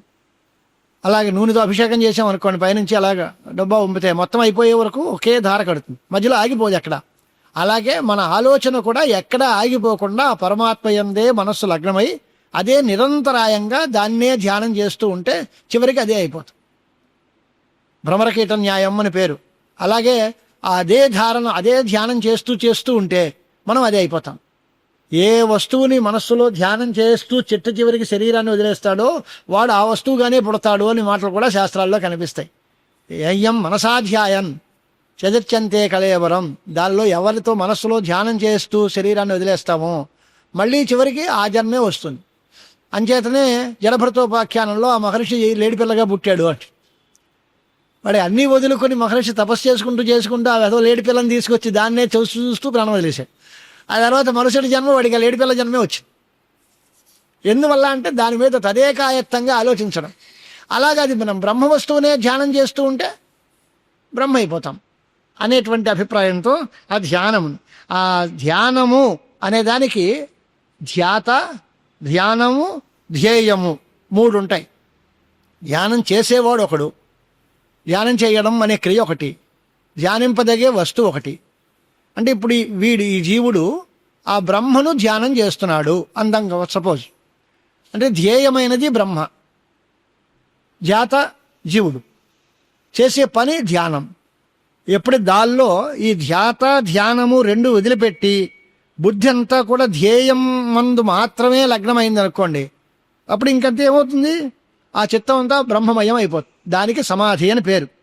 దాని ఉదాహరణ ఏంటి అంటే నివాత దీపవత్ చిత్తం సమాధిరభిధీయతే అని సమాధి స్థలం తాలూకు పరిస్థితి అది.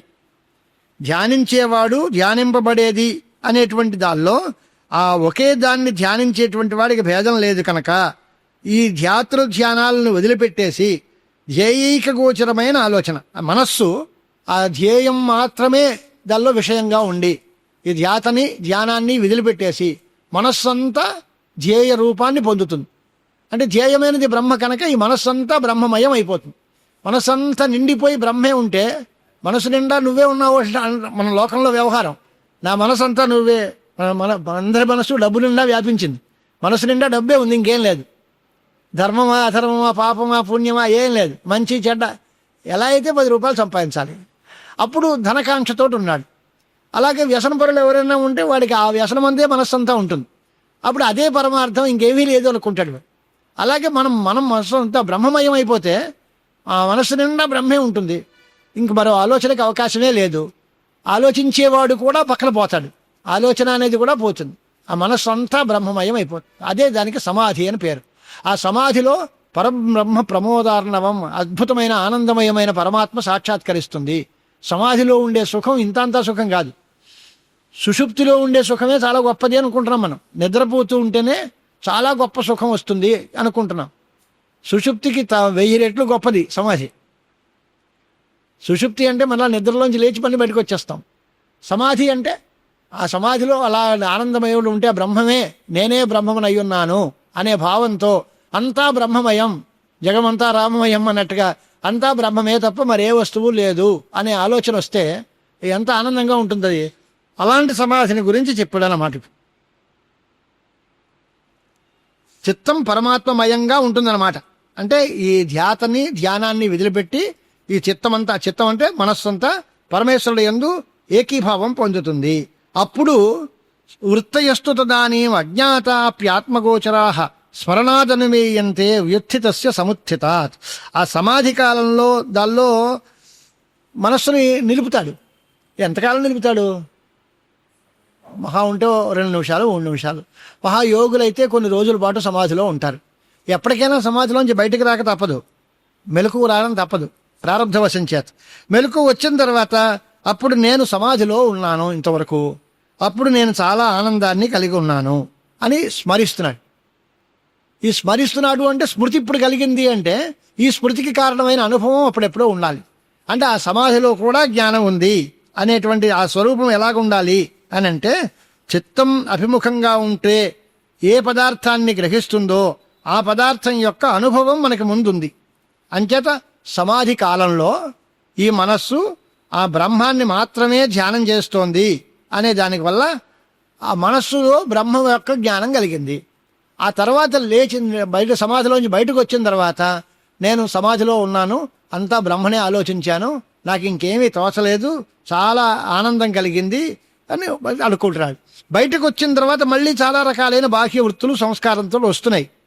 అంటే మనం నిద్రపోయే టైములో ఎటువంటి ఆలోచనలు లేకుండా నిద్రపోయినా నిద్రలోంచి లేచిన తర్వాత మళ్ళీ అన్ని రకాల ఆలోచనలు వచ్చినట్టుగా ఈ సమాధిలో ఉన్నప్పుడు నాకు ఎటువంటి ఆలోచన లేదు, అంతా బ్రహ్మమే మనస్సులో నిండా ఉంది. తర్వాత బయటకు వచ్చిన తర్వాత అన్ని విషయాలు వచ్చాయి. అంచేది ఇప్పుడు ఏం చేయాలి? సుషుప్తి కాలంలో కానీ సమాధిలో కానీ మనస్సు అంతర్ముఖం కావాలి. ఇది ప్రధానం. బయట విషయాల మీద వ్యాపించకుండా మనస్సుని ఈశ్వరుడి వైపు, పరమాత్మ వైపు తిప్పి చూడాలి. అలా చూస్తే మనం బాగుపడతాం. బయట విషయాలను ఆలోచిస్తూ ఉంటే అంతేది. అంతర్ముఖ సమారాధ్య బహిర్ముఖ సుదుర్లభ అని లలిత రహస్యంలో నామాలు చెప్పారు. అంతర్ముఖులకి ఆలోచింపదగినది, ఆవిడ చేత పూజింపదగినది అమ్మవారు. అంతర్ముఖులు అంటే ఏమర్థం? అంటే మన మనస్సుని, మన ఇంద్రియాలని అన్నిటినీ కూడా బయట చూడకుండా లోపలికి చూసేలాగా చేయాలి. లోపల ఏముంది చూడడానికి అంటే ఆత్మవస్తువు ఉంది, బ్రహ్మ ఉంది. ఆ బ్రహ్మ వైపే మనస్సు ఉండాలి. చూసినా బ్రహ్మే కనబడాలి, విన్నా బ్రహ్మ గురించే వినాలి. తత్సంకీర్తనం, నామ సంకీర్తనం చేసినా బ్రహ్మ గురించే, ఆలోచించినా బ్రహ్మ గురించే. ఆ దివ్యమంగళ విగ్రహం చూడాలి, ఆయన యొక్క పవిత్ర గాథలను వినాలి అని బయట అంటాం. అలా అంతర్ముఖంగా మనస్సులో అవేవి వినడానికి ఎవరూ లేరు, చెప్పేవాడు లేడు, చూడడానికి వస్తువు లేదు, కళ్ళు మూసుకు కూర్చున్నాం. ఏం కనపడాలి? బ్రహ్మ కనపడాలి. లోపల వైపు చూస్తూ ఉంటే మన పరమాత్మని మాత్రమే మనం చూడగలిగే స్థితిలో ఉంటే అది అంతర్ముఖము అంటారు. దానికి సమాధి అని పేరు. ఆ సమాధి కొద్ది కాలమే ఉంటుంది. అది అలా పెరుగుతూ ఉంటే ఇంకా సమాధి కాలం పెరుగుతూ ఉంటుంది. అభ్యాసం చేస్తూ ఉంటే ఒక్క క్షణం అలా మెరుపు వెరిసినట్టుగా ఏదో పెద్ద దివ్యమైన కాంతిపుంజం కనపడినట్టుగా అనిపించిందండి అంటాడు ఒకడు. కానీ అయిపోయిన తర్వాత మళ్ళీ మాయమైపోయిందండి, మళ్ళీ చూద్దాం అంటే మళ్ళీ దొరకలేదు అంటే మళ్ళీ ప్రయత్నం చేయి, మళ్ళీ సాధన చేయి. ఆ సాధన చేస్తే ఇందాక ఒకసారి ఓ మెరుపు మెరిసి ఆకాశంలో మెరుపు మెరిసినట్టుగా కనిపిస్తుంది. కాసేపు ఉన్న తర్వాత ఒక 2 నిమిషాలు ఆగుతుంది. కాసేపు ఉంటే గంటల తరబడి ఉంటుంది, కొన్ని రోజుల తరబడి ఉంటుంది సమాధి. మహానుభావులైనటువంటి వాళ్ళు, దీర్ఘంకాలం తపస్సు చేసిన వాళ్ళు, మంచి సాధకులైనటువంటి వాళ్ళకి రోజుల తరబడి సమాధిలోనే ఉంటారు వాళ్ళు. ఆ సమాధిలో వారు పొందే ఆనందం అవధులు లేని ఆనందం. అలాంటి అద్భుతమైనటువంటి ఆనందాన్ని వాళ్ళు అనుభవిస్తారు. అలాంటి సమాధిని మనం పొందడానికి ప్రయత్నం చేయాలి. కానీ ఎంతో కాలం మనం అది మొట్టమొదట్లో దానికి ఏమీ ఉండదు. అలాంటి అనుభవం ఎలాంటిది అని అంటే అది బ్రహ్మాకారంగా ఉంది కనుక సమాధిలో కూడా మనస్సు బ్రహ్మమును గురించే ఆలోచిస్తోంది. అంటే వృత్తి పరంపర అనేది అప్పుడు కూడా ఉంది, కానీ బాహ్య వృత్తులు లేవు. అంతర్ముఖ వృత్తి ఉంది, అంతర్ముఖమైనటువంటి ఆలోచన అప్పుడు కూడా ఉంది. అంతర్ముఖం అవడమే సమాధి. సుషుప్తికి సమాధికి తేడా ఏంటి అని అంటే సమాధిలో వృత్తి సుషుప్త అంతర్ముఖం అవుతుంది. సుషుప్తిలో వృత్తే ఉండదు. సమాధినిష్ఠుడై ఉన్నప్పుడు బ్రహ్మని ఆలోచిస్తాడు. సుషుప్తి అన్నప్పుడు ఏమీ ఆలోచించడు. ఉత్తిని మొద్దుగా నిద్రపోయాడు. మొద్దుగా నిద్రపోవడానికి బ్రహ్మని ఆలోచిస్తూ అది తప్ప మిగతా విషయాలు ఏమీ ఆలోచించకుండా ఉండడానికి తేడా ఉందా లేదా కదా? ఏదో ఒక విషయం మీద దృష్టి పెట్టి ఈ విషయాన్నే నేను ఆలోచిస్తున్నాను అన్నవాడు ఒకడు, ఏమీ ఆలోచించలేదు హాయిగా పడుకున్నాను అనేవాడు ఇంకోడు. ఇద్దరికి తేడా ఉంది కదా. అలాగే సుషుప్తిలో, గాఢ సుషుప్తిలో ఏ ఆలోచన ఉండదు వాడికి. పడుకున్నాడు, ఏం ఆలోచించాడు, నకించిది అవే దిశం, నాకేమీ తెలియలేదు, ఒళ్ళు తెలియకుండా నిద్రపోయాను అని. సమాధి అంటే అలాంటిదేనా? సుషుప్తి లాంటిదేనా సమాధి అంటే? వాడేదో తపస్సు చేస్తున్న మహానుభావుడు తపస్సు చేస్తూ కూర్చున్నాడు నిద్రపోతున్నాడండి అంటాం మనం. ఇది తెలివి తక్కువ పని. వాడు నిద్రపోతున్నాడో సమాధిలో ఉన్నాడో మనకేం తెలుసు? మహానుభావులైన మహర్షులు కూర్చున్నారనుకోండి, వాళ్ళు కళ్ళు మూసుకు కూర్చుంటారు. అసలు బతుకున్నాడా లేదా అనే పరిస్థితుల్లో భయంగా ఉంటుంది మనకి. వాడు జీవించి ఉన్నాడు, కరచరణాలు కూడా కదలవు, కాళ్ళు చేతులు కదలకుండా అలా కొయ్యి అయిపోయి అలా ఉండిపోతాడు. అలా ఉంటే వీడి బతుకున్నాడా చచ్చిపోయాడా అనే ఆలోచన మనకు వస్తుంది. మరి ఆయన లోపల సమాధిలో ఉంటాడు. ఆయన మనస్సు అంతా బ్రహ్మంలో చుట్టూ తిరిగి ఉంటుంది. ఆయన్ని కదిపితే అప్పుడు ఒకసారి బయటకు లేచి ఏమిటంటాడు అంటే ఆయనకు ఆలోచన ఉందంటావా లేదంటావా? ఉంది. ఈ నిద్రపోయేవాడు ఏ ఆలోచన లేదు, వీడు లేస్తాడు, వాడు లేస్తాడు. సుషుప్తిలో ఉన్నవాడు నిద్రపోయినవాడు లేపితే లేస్తాడు, ఆ సమాధిలో ఉన్నవాడు కూడా లేపితే లేస్తాడు. కానీ వాడికి వీడికి ఉన్న తేడా ఏంటి అని అంటే, వీడు ఏమీ లేకుండా వచ్చి అయోమయంగా పడుకున్నాడు వీడు. ఆయన బ్రహ్మను ఆలోచిస్తూ చింతన చేస్తూ అలాగా తమస్సులో లీనమైపోయి ఉన్నాడు ఆయన. బయటకు వచ్చినప్పుడు అందరూ సమానమే, అందరికీ ఆలోచనలు బయటకు వస్తే ఉంటాయి. కానీ సుషుప్తికి సమాధికి ఉన్న చిన్న తేడా మాత్రం ఉంది. అలాంటి సమాధిని మనం సంపాదించడానికి ప్రయత్నం చేయాలి, కానీ ఏదో మొద్దు నిద్రపోవడానికి మాత్రం ప్రయత్నం చేయకూడదు. సాధన చేసేటప్పుడు కళ్ళు మూసుకున్నా భగవంతుడి మీద మనస్సు లగ్నం అవ్వాలి, భగవంతుడిని ఆలోచిస్తూ ఉండాలి. ఆలోచిస్తూ ఉంటే భగవంతుడి యొక్క అనుగ్రహం ఎప్పటికైనా కలుగుతుంది. వృత్తీనాం అనుచ్ఛిత్తిస్తు ప్రయత్నాత్ ప్రథమాదపి అదృష్టాత్ అసకృత అభ్యాస సంస్కార సచివాత్ భవేత్. అంటే ఈ వృత్తులు వస్తున్నాయి అన్నాడు కదా. వృత్తి అంటే ఆలోచనలు. ఈ ఆలోచనలే మన ఇబ్బంది పెడతాయి. ప్రమాదకరమైనది ఏమిటి అంటే ఆలోచన ధోరణి. ఏదో అది ఆలోచిస్తాం, అది కావాలి కావాలి అని కోరుకుంటాం, కోరితే దానికోసం ప్రయత్నం చేస్తాం, దాని మీద తన్నులు తింటాం, అనేక రకాల బాధలు వస్తాయి. ఇలా ఆలోచనే రాకపోతే అసలు ఈ గొడవ లేదుగా. ఆలోచన వస్తే దాన్ని ఆచరణలో పెట్టడానికి రకరకాల పనులు చేస్తాం. దానివల్ల లాభం రావచ్చు, నష్టం రావచ్చు, ఏదో ఇబ్బంది పడవచ్చు, అన్ని రకాలు ఉంటాయి. ఆలోచనలే రాకుండా ఉంటే హాయిగా ఉంటుందిగా. ఈ ఆలోచనలు రాకుండా ఎలా కంట్రోల్ చేయాలండి అని అడుగుతున్నాను నేను.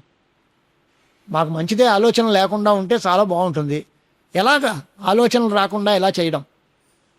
ఈ వృత్తి అనే దానికి అర్థం మనస్సు పరిపరి విధాలు పోవడం. మనస్సు బయట వస్తువులలో చేరి ఆ రూపాన్ని ధరిస్తుంది. తదాకారాకారిత అంతఃకరణ వృత్తి అంటారు సంస్కృతంలో. ఆ మాట చెబితే తెలియదు కదా, నేను మానేసి. అంటే మనస్సులో ఏదో ఒక విషయం ఆలోచించామనుకోండి, ఈ మనస్సు ఆ రూపాన్ని పొందుతుంది. అక్కడికి వెళ్ళి ఆ రూపాన్నే ధ్యానం చేస్తూ ఉంటుంది. ఇంకా ఎంతసేపు కళ్ళు మూసుకున్నా, తెరిచినా, పడుకున్నా, లేచినా అదే వస్తువు జ్ఞాపకం వస్తూ ఉంటుంది. దాని మీద దృష్టి పెట్టడం వల్ల.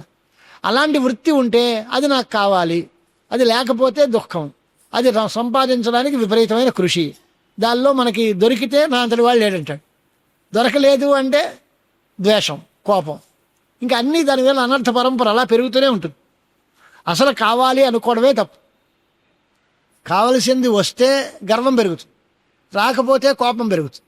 అంచేత కావాలి అనుకోవడం మొత్తం కామాయేస్య హృది స్థితాహని యథా సర్వే ప్రముచ్యంతే కామాయేస్య హృది స్థితాహని. ఆ మనస్సులో ఉండే ఆలోచనలన్నీ ఎప్పుడు పోతాయో అథమర్త్య అమృతో భవతి, అప్పుడు మనిషి అమృతుడవుతాడు. అది పోవడం ఎలాగా అనేదానికి ఇది మొట్టమొదటి ప్రయత్నం మీరు చేసినా మీ ప్రయత్నం వల్ల అవి పోతాయి అనే నమ్మకం లేదు. దానికి కారణాలు ఏమిటి? అదృష్టాత్ అసకృత అభ్యాస సంస్కార సచివాత్ భవేతన్.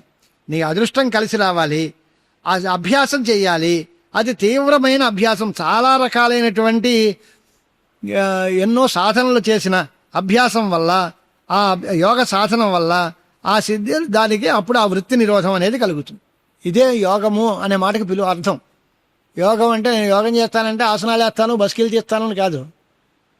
యోగాభ్యాసము అనే పేరుతోటి లోకంలో వ్యవహారం ఏముంది అంటే ఆసనాలు వేయిస్తున్నారు. ఆసనాలు వేస్తే యోగం కాదు. యోగ చిత్తవృత్తి నిరోధ, మనస్సుల్లో ఉండే వృత్తుల్ని ఆపాలి.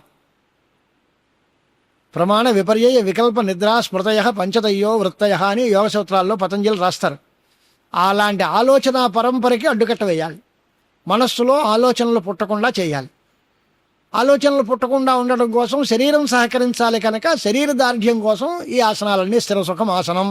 ఆసనం అంటే ఎలా ఉండాలి, నీకు ఎలా స్వేచ్ఛగా ఎక్కువసేపు ఎలా కూర్చోగలవో అలా కూర్చోని. అంటే పద్మాసనం వేసే కూర్చో అని అనలే, స్థిర సుఖం ఆసనం. నీకు స్థిరంగా సుఖంగా ఎలా కూర్చోగలుగుతావో అలా కూర్చో.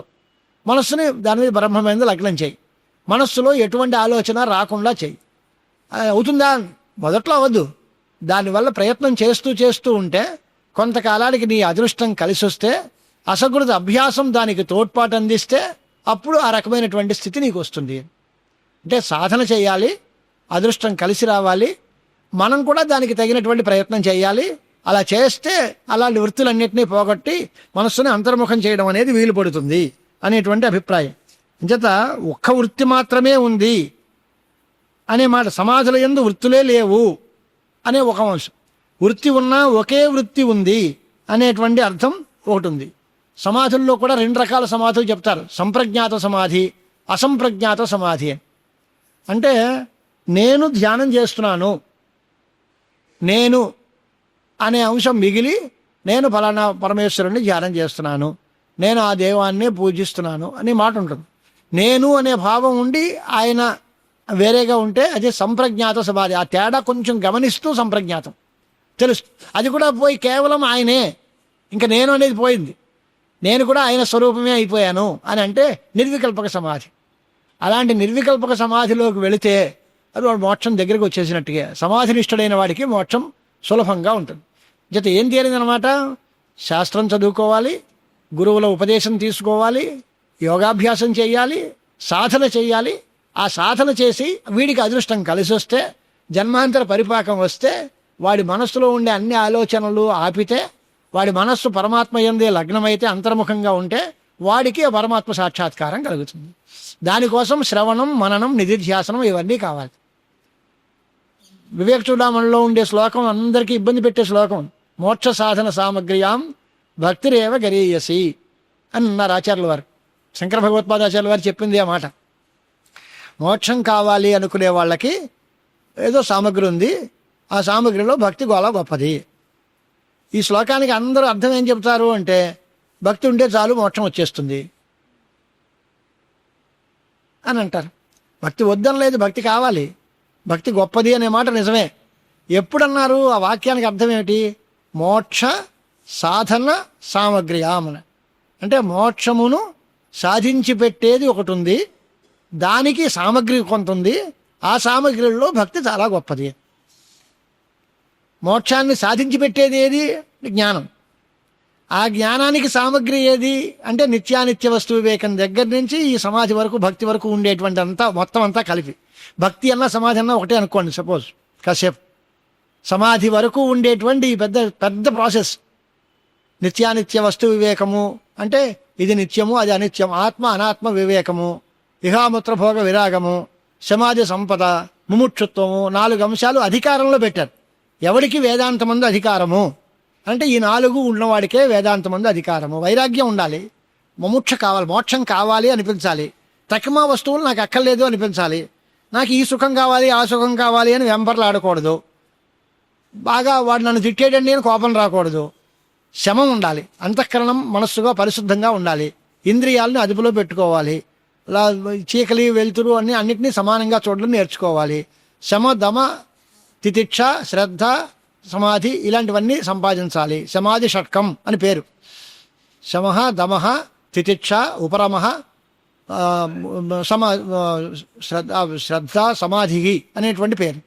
దీనివల్ల మనస్సులో ఉండేటువంటి ఒక కాలుష్యాలన్నీ పోతాయి, ఏకాగ్రత కుదురుతుంది. దాని తర్వాత ఈ ఐహిక భోగాల మీద, ఆముష్మిక భోగాల మీద వైరాగ్యం కలగాలి. తర్వాత మోక్షం కావాలి అనుకోవాలి. ఇది అయిన తర్వాత ఎవరి చేతనైనా ఉపదేశాలు విని ఉపనిషత్తులు వినాలి, శ్రవణం, తర్వాత మననం, తర్వాత ధ్యానం. ఆ ధ్యానం భక్తి. ఆ ఏడిటిల్లోనూ భక్తి చాలా గొప్పది అన్నారు. మోక్షానికి సాధనమైన, జ్ఞానానికి సాధనమైన ఈ 7 సాధనాల్లో భక్తి చాలా గొప్పది అని శంకరాచార్యుల వారు చెప్పారు. అలాంటి భక్తి కలిగితే వెంటనే జ్ఞానం కలుగుతుంది. జ్ఞానం కలిగితే మోక్షం కలుగుతుంది. ఆ స్టెప్ మానేసి మోక్ష సాధన సామగ్ర్యాం భక్తిరేవ గరీయసి అని చెప్పారు. భక్తి గొప్పది అన్నారు కదండి అని. అప్పుడు మోక్ష సామగ్ర్యాం అని ఉండాలి తప్ప మోక్ష సాధన సామగ్ర్యాం ఎందుకంటారండి అని అడగాలి. మోక్షాన్ని యొక్క సామగ్రిలో భక్తి గొప్పది అనొచ్చగా. అలా మానేసి మోక్షాన్ని సాధించి పెట్టే దాని యొక్క సామగ్రిలో మళ్ళీ ఆ మడత ఎందుకు? మోక్ష సామగ్రి అనకుండా మోక్ష సాధన సామగ్రి అని ఎందుకన్నారు అనేది ఒక పేచి. అందుచేత శాస్త్రీయమైన సిద్ధాంతం అయితే జ్ఞానం వల్లే మోక్షము. ఆ జ్ఞానం కలగడానికి భక్తి చాలా ఉపకరిస్తుంది. అన్ని సాధనాల కంటే గొప్ప సాధనం భక్తి. భక్తి కలగవాడికి వెంటనే జ్ఞానం కలుగుతుంది. వెంటనే ఆ జ్ఞానం కలిగితే మోక్షం వస్తుంది. ఆ జ్ఞానం ఎప్పుడు కలుగుతుంది? కొన్ని 100 జన్మలు ఎత్తినా కలగకపోవచ్చు ఒకడికి ఆ క్షణంలోనే కలగచ్చు. మనం ఏం చెప్పలేం. ఎప్పుడు కలుగుతుంది అనేది మనం చెప్పలేం. ఒక్క ఫ్లాష్, ఎప్పుడు ఈ క్షణంలో వెంటనే ఈ సమయంలోనే భగవంతుడి యొక్క అనుగ్రహం ఉంటే వాడికి భక్తి కలిగితే ఆ భక్తి వల్ల జ్ఞానం వెంటనే కలిగిపోవచ్చు. ఇంతవరకు పరమ దుర్మార్గమైన జీవితం గడిపిన వాడికి ఈశ్వర ప్రసాదం చేత వెంటనే మరుక్షణంలోనే వైరాగ్యం వచ్చి వాడి జ్ఞానోదయం అవ్వచ్చు. అలాంటి చరిత్రలు పుండరీకుడి చరిత్ర కానీ, అజామిళుడి చరిత్ర కానీ, ఇలాంటి చరిత్రలు మనకి పురాణాల్లో బోల్డని చరిత్రలు కనిపిస్తాయి. వాడి బతుకంతా ఇలాగే ఉంది కదా, వాడికి జ్ఞానం ఏమిటండి, మోక్షం ఏమిటండి అంటే ఏమో ఆ క్షణంలో వాడికి అన్నీ పోయింది, ఇదంతా అనవసరం అనుకున్నాడు, మనస్సు లగ్నమైంది, పరమేశ్వరుడు యందు చిత్తం ఏకాగ్రమైంది, అంతే మోక్షం వచ్చి. నేను ఇంతసేపు ఇలా చేస్తూనే ఉన్నాను, నాకు రాలేదండి అంటే నీకు నువ్వు చేస్తున్నావు తప్ప నీ మనస్సు దాని మీద లేదు. పొద్దున్నుంచి తెల్లారు లేచిన దగ్గర నుంచి సాయంకాలం వరకు ఎదరో అరివేయడం పంచపాత్ర పెట్టుకుని నేను జపం చేస్తున్నానని అభినయం చేస్తాడు. ఒక్క క్షణం కూడా భగవంతుడి మీద మనసు లగ్నం కాదు. ఇక్కడ కూర్చుని అదేమవుతుందో, అక్కడ షేర్ మార్కెట్లో పెరిగిందో తరిగిందో, లేకపోతే మా అబ్బాయి కూరలు తెచ్చాడో లేదో, ఈ ఆలోచన చేస్తూ ఉంటే ఈ కూర్చున్నది జపం అవుతుందా? మనస్సు పరిపరి విధాల పక్కనంతా తిరుగుతూ ఉన్నప్పుడు ఇక్కడ పూజలో మనం కూర్చున్నా, దేవాలయంలో కూర్చున్నా అదేం కూర్చున్నట్టు ఉపయోగం లేదు. చిత్తం చెప్పుల మీద, శరీరం దేవాలయంలోనూ అన్నట్టుకుంటుంది. మనసులో దేవుడు అవును నా కొత్త చెప్పులు అక్కడ పెట్టాను పట్టుకుపోతారేమో అని ఒకటి ఏడుస్తున్నట్టు కాశీపోయి, ఇంకొకటి నేను కాశీ వెళ్ళలేకపోయాను మహాప్రభు ఇక్కడే కూర్చున్నానని వీడి ఇంట్లో కూర్చుని వెళ్ళలేకపోయాను. పరమేశ్వరుడు ఈనాడు వాళ్ళందరూ విశ్వేశ్వరుడికి అభిషేకం చేస్తూ ఉంటారు, అన్నపూర్ణ అమ్మవారిని చూస్తూ ఉంటారు, విశాలాక్షి అమ్మవారి దర్శనం చేస్తారు. వీడి ఆలోచన అంతా దాని మీద ఉంది. వీడు బాగుపడతాడు. ఆ కాశీ వెళ్ళిన వాడికి డబ్బు ఖర్చు తప్ప ఏం ఉండదు అక్కడ. వాడి ఆలోచన అంతా ఇక్కడే. వాడు వెళ్ళటం ప్రధానం కాదు, మనస్సు ప్రధానం. ఏం ఆలోచిస్తూ జీవితం గడుపుతున్నావు అనేటువంటిది ఆలోచించుకోవాలి. కనుక మనస్సుని బ్రహ్మయందు లగ్నం చేస్తేనే మనం మోక్షాన్ని పొందే అవకాశం ఉంటుంది. ఆ మనస్సే మనకి అన్ని రకాలైన ఇబ్బందుల్ని కల్పిస్తుంది, అన్ని రకాలైన విముక్తిని కల్పించేది అదే. మన ఏవ మనుష్యానాం కారణం బంధమోక్షయో, బంధానికి కానీ మోక్షానికి కారణం మనస్సే. అంచేత మనస్సును శుద్ధి చేయాలి. దానికోసమే నీ మనస్సు నీ తినే అన్నం మీద ఆధారపడి ఉంటుంది కాబట్టి సరి అయిన ఆహారం తిను, సరి అయిన చోట తిను, మితాహారం ఉండు, హితమైన మాటలే పలుకు, అనవసరమైన ఆవేదనలకి ఉద్వేగాలకి పోకు అని మన వాళ్ళు ఇవాళ స్ట్రెస్ మేనేజ్మెంట్ ఏదో గాడి అంటున్నారు. వాళ్ళు చెప్పిందే అది. ఈ ఉద్వేగాలు ఆవేశాలు అనవసరం, అనర్థాలకి దారితీస్తాయి. అంచేత ఎటువంటి ఉద్వేగాలకి అవకాశం ఇవ్వకుండా ప్రశాంతంగా జీవించడం నేర్చుకో. అప్పుడు స్ట్రెస్ మేనేజ్మెంట్ వస్తుంది. ఆ ప్రశాంతత రావాలి అంటే మనస్సు ప్రశాంతంగా అట్టే పెట్టుకో, దానికి తగిన వాతావరణాన్ని పెట్టుకో. సాత్విక ఆహారం పరిమితంగా ఎంత కావాలో అంతే తిన్నాం. యుక్తాహార విహారస్య యుక్త స్వప్నావబోధశీలస్య. సరి అయిన ఆహార నియమాలు, సరి అయిన నిద్ర, సరి అయినటువంటి అలవాట్లు ఇవన్నీ పెట్టుకుని సద్గురు సేవ చేసి సద్గ్రంథ పఠనం చేస్తూ మనస్సుని సరి అయిన దారిలో పెట్టి భగవంతుడి యందు ఏకాగ్రంగా అట్టే పెడితే మనమే పరమాత్మ స్వరూపం, జీవుడు బ్రహ్మే, ఇంకా అందుకంటే వీడికి ఏమి లోపం ఏం లేదు అనే విషయాన్నే ఇక్కడ తత్వ వివేక ప్రకరణంలో మనకెంతటికీ చెప్పారు. అంటే ఈ వివేకం ఇక్కడతోటి పూర్తి అమునా వాసనాజాలే నిశ్శీషం ప్రవిలాపితే సమూలోన్మాలితే పుణ్యపాపాఖ్యే కర్మ సంశయే వాక్యం అప్రతిబద్ధం సత్ ప్రాక్ పరోక్షాభావ భాసితే కరామలకవద్బోధం అపరోక్షం ప్రసూయతే అని చివరికి ఉపసంహారం చేస్తారు. ఈ రకంగా వాసనలన్నీ పోయిన తర్వాత సమాధి దృఢంగా ఉంటే మనస్సులో ఉండేటువంటి అన్ని ఆలోచనలు వాటంతలో ఇవి పోతాయి. వాసనలు ఆలోచనలు పోతే వాటితో వచ్చిన పనులన్నీ పోతాయి. ఆ పనులన్నీ పోతే ప్రతిబంధాలు ఏమీ ఉండవు. అప్పుడు మహావాక్య జ్ఞానం మనకి బాగా ప్రకాశిస్తూ ఉంటుంది. అప్పుడు ముందు పరోక్ష జ్ఞానం కలుగుతుంది, తర్వాత అది అనుభవంలోకి వచ్చి ప్రత్యక్ష సాక్షాత్కారంగా కలుగుతుంది, తర్వాత నేనే బ్రహ్మమున అయ్యున్నాను అనేటువంటి మాట అంటాడు. పరోక్ష జ్ఞానం దేశికపూర్వకం, ఆచార్యుల వారు గురువులు చెప్పినటువంటి వాక్యం వల్ల వచ్చేది పరోక్ష జ్ఞానం. తనలో మనకి తర్వాత వచ్చేది అపరోక్ష జ్ఞానం. అదే శబ్దం వల్ల అపరోక్ష జ్ఞానం పుడుతుందా అనేదో ప్రశ్న. శబ్దం వల్ల ప్రత్యక్షం పుడుతుందా? కంటితో ఇంద్రియాలతో ప్రత్యక్ష జ్ఞానం పుట్టచ్చు, కానీ శబ్దం చేత తత్వమసి అన్నంత మాత్రాన్ని అపరోక్ష జ్ఞానం ఎలా పుడుతుంది అనేది ఒక ప్రశ్న ఉంది. దానికి సమాధానం ఏమిటి అంటే, ఏదో మనకు పరమానంద శిష్యుల కథలో చెప్తూ ఉంటాం చూడండి. 10 మంది వెళ్ళారట ఆ స్నానానికి. వీళ్ళు లెక్కెట్టుకుని వచ్చేటప్పుడు తమ్ముడుగురే ఉన్నారు గురువుగారు, ఎవడో ఒకడు మిస్ అయిపోయాడండి అన్నట్టు. వాడిని వాళ్ళు లెక్క పెట్టుకోవడం మానేసి తమ్ముడుగురే వచ్చారండి అని. గురువుగారు ఏం చెప్పారు? ఆ 10వ వాడు నువ్వేరా బాబు అని. తకమా తమ్ముడుగురిని లెక్కెట్టావు తప్ప నిన్ను నువ్వు లెక్కెట్టుకోలేదు. దశమస్త్వమసి, ఆ 10వ వాడివి నువ్వే అన్నారు. 10వ వాడివి నువ్వే అనేది వాక్యం. ఆ వాక్యం వల్ల కలిగింది నేనే 10వ వాడిని అనే జ్ఞానం కలిగిందిగా, ఇది ప్రత్యక్షం. వాక్యం వల్ల ప్రత్యక్షం పుడుతుందా పుట్టదా అంటే ఇదే ఉదాహరణ అన్నట్టు. ఈ దశమస్త్వమసి అనే దగ్గర వాక్యాలు విన్నా సరే నేనే 10వ వాడిని అనేటువంటి సాక్షాత్కారం ఎలా కలిగిందో, అలాగే తత్వమసి అని గురువుగారు చెబితే అవును అహం బ్రహ్మాస్మి, నేనే బ్రహ్మమునయ్యున్నాను అనేటువంటి సాక్షాత్కారం కలుగుతుంది. దీనికే అపరోక్ష అనుభూతి అని పేరు. ఆ అపరోక్ష అనుభూతి అనే పేరుతోటి శంకరాచార్యుల వారు ఒక ప్రకరణ గ్రంథం రాశారు మనకి.